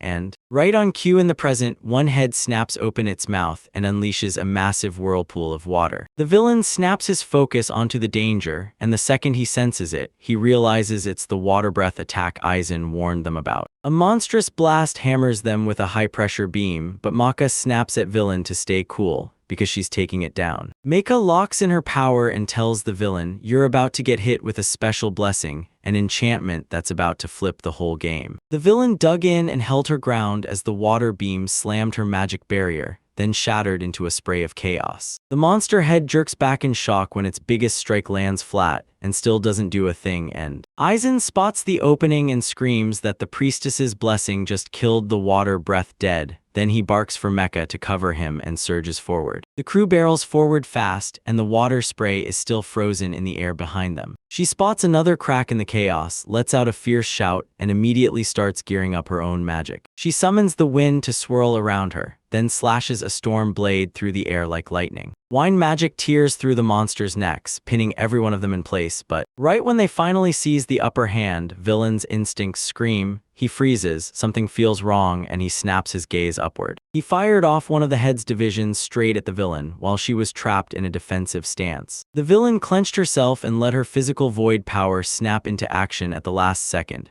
barely keeping her standing. Maka admits her magic is too weak to pull this off, and then the villain goes ballistic, demanding Aizen step in and save the day. Aizen doesn't hesitate for a second. He explodes forward with full force, determined to rip this fight to shreds right now. He yells at the ice and blasts a massive frost wave. Nova erupts into a giant swirl of freezing energy that crashes straight into the monster's face, smashing it out of nowhere before it can even react. The temperature plummets so hard that even the nearest gear immediately starts icing over. And the Hydra gets completely wrecked by the icy blast, snapping its heads back in pure, crushing pain. The magic surges with brutal force, rattling the beast's whole body, but Mecha slams the brakes on their hope, warning them that even after they shut off the water breath, the battle's only just getting started. She tells them the Hydra still has one last power up its sleeve, and right after that, you can feel the fight about to turn brutal. The Hydra's cut neck starts bubbling, then it blasts out bursts of energy as the monster leans on its regeneration to bring. So it can bring its heads back, making one thing crystal clear: just chopping them off won't cut it. Turns out that monster is basically unkillable, unless they can nail a perfect strike right on its one real weak spot. The villain realizes the opening isn't some lucky break, it's all on her, because she's the only one who can actually see it. So she decides to cash in on Maka's blessing to slip past the chaos, while she burns her own last bit of luck and money to track down the beast's heart. This has to be a lightning-quick one-shot, and the only thing that can pull it off is their teamwork. Even though this S-rank monster regenerates faster than anything they've ever laid eyes on, the ice and explosion combo still cuts it off right as the ground drops. Aizen starts laying real damage on the board, and he's thinking, if he can just take down one more head, he'll hand the villain the exact opening she needs. They might actually pull this off. He stares at the fight and hits the truth. This is their one huge shot to prove to everyone what they're really made of. The real power of a crew of outcasts, proving once and for all that adventurers are worth far more than the numbers flashing on a scouter. Aizen figures that if they can just smash the Aqua Hydra right here, then the rest of the mess will finally fall into place. The monster unleashes a brutal, swirling tidal blast that tears through the air like lightning. He screams that it's useless, because as long as the villain's got the Shrine Maiden's blessing, that magic can't even graze her. A blinding burst of energy erupts as those two powers slam together.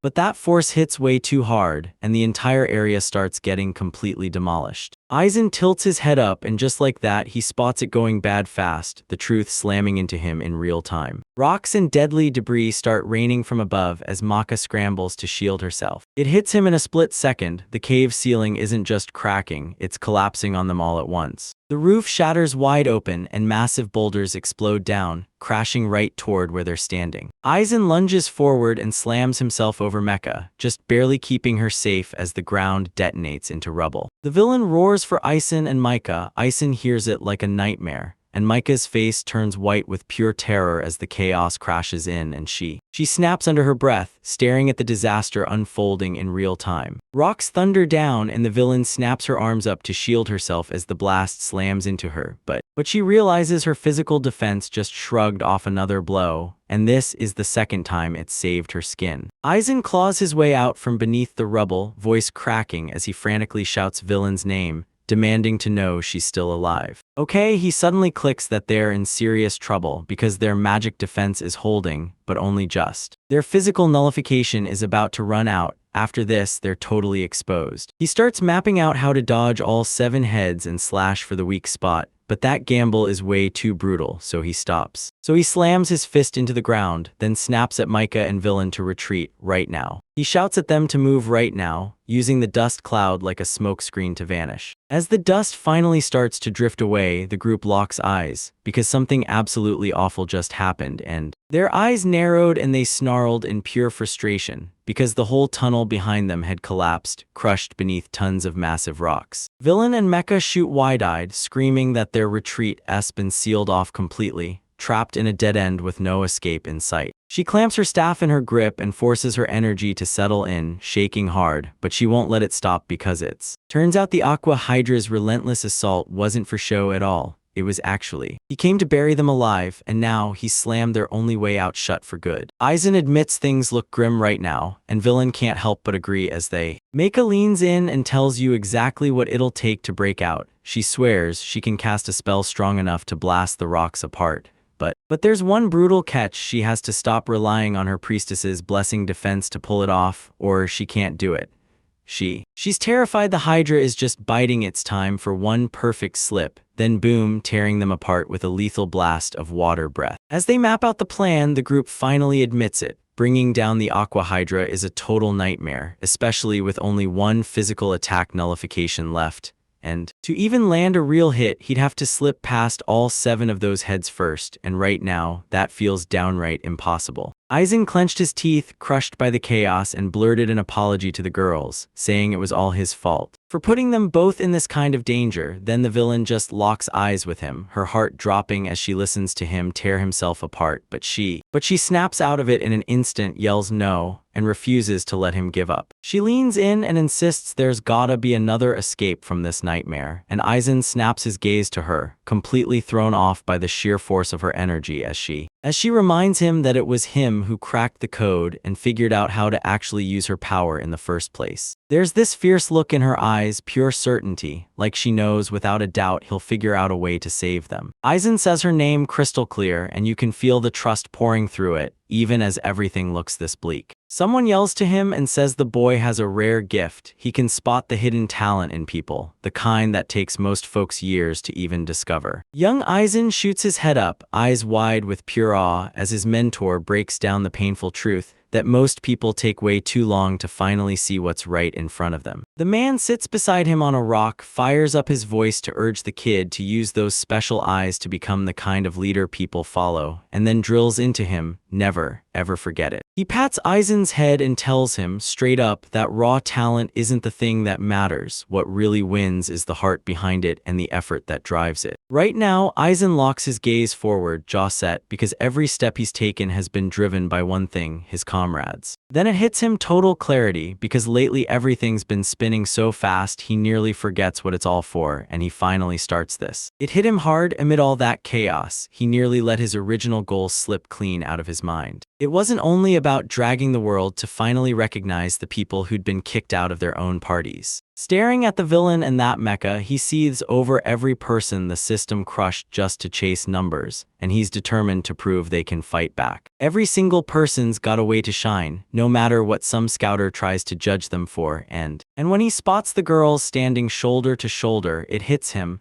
This is exactly what he's been desperate to tell them from the very beginning. Aizen's eyes snap onto his goal, like he finally got his head back in the game, and he's ready to take the next step. He whips around to the girls and barks at Villain, and you can see the shock hit him as he's caught off guard by that sudden, serious tone. She shoots him a jittery glance, then just nods and whispers, "Okay," hanging on every move as she tries to figure out what he's about to. Her eyes lock on his and he lunges toward her, reaching out with nothing left to say. Before she can even blink, he yanks her into a sudden embrace and blurts out, "Thank you for everything." But the villain snaps completely, her face bursts bright red, and her head starts spinning like her world just shattered from the shock of it all. Aizen just smiles, pure joy lighting up his face, while Mako hangs back and watches his friends from the side. He slaps his game face back on and tells the girls to scramble behind the rock. He needs that moment to think. Staring down that massive aqua hydra ahead, he knows they've gotta whip up a solid plan, because stopping it won't happen by luck. Huddling behind a boulder, he blurts out if Maka's blessing works on objects too. She smiles and says, "Yep, it does." Mako tells them even if the target shifts mid-fight, the tally for stopping physical attacks doesn't reset, so don't blink. She tells them magic nullification never runs out, but their chance to land physical hits is down to one single shot. Aizen leans in and asks if that physical classification includes the impact too, and Mecha shrugs like, "Yeah, it probably covers it." He flashes, "All right," then snaps his focus back to the villain and the mecha, ready to break in at any. "Get ready, I'm about to break down, step by step, how they're going to survive this." He tells them they're moving out, then snaps that, for the plan to work, villain has to shove every ounce of effort into dodging and yanking the enemy's attention away. Freak snaps out of it and begs him to wait, panicked about leaving the villain totally defenseless like that. The villain steps forward, yells that Mako will be fine, especially if her only job is to stay out of the way. She shoots them a determined grin and swears she truly believes she can pull it off. When she spots the opening, her eyes widen. This is their best last shot, and she knows it. The villain's absolutely fired up. She screams that she can dodge anything that comes flying at her. Aizen locks eyes on her and suddenly flashes back to the day they first met, stunned by how far she's come. He stares at her and realizes just how solid she's become, and once he catches that new side of her, he trusts her with everything he's got. Aizen snaps out of it, says they're good to go, and finally locks his eyes on the fight right in front of them.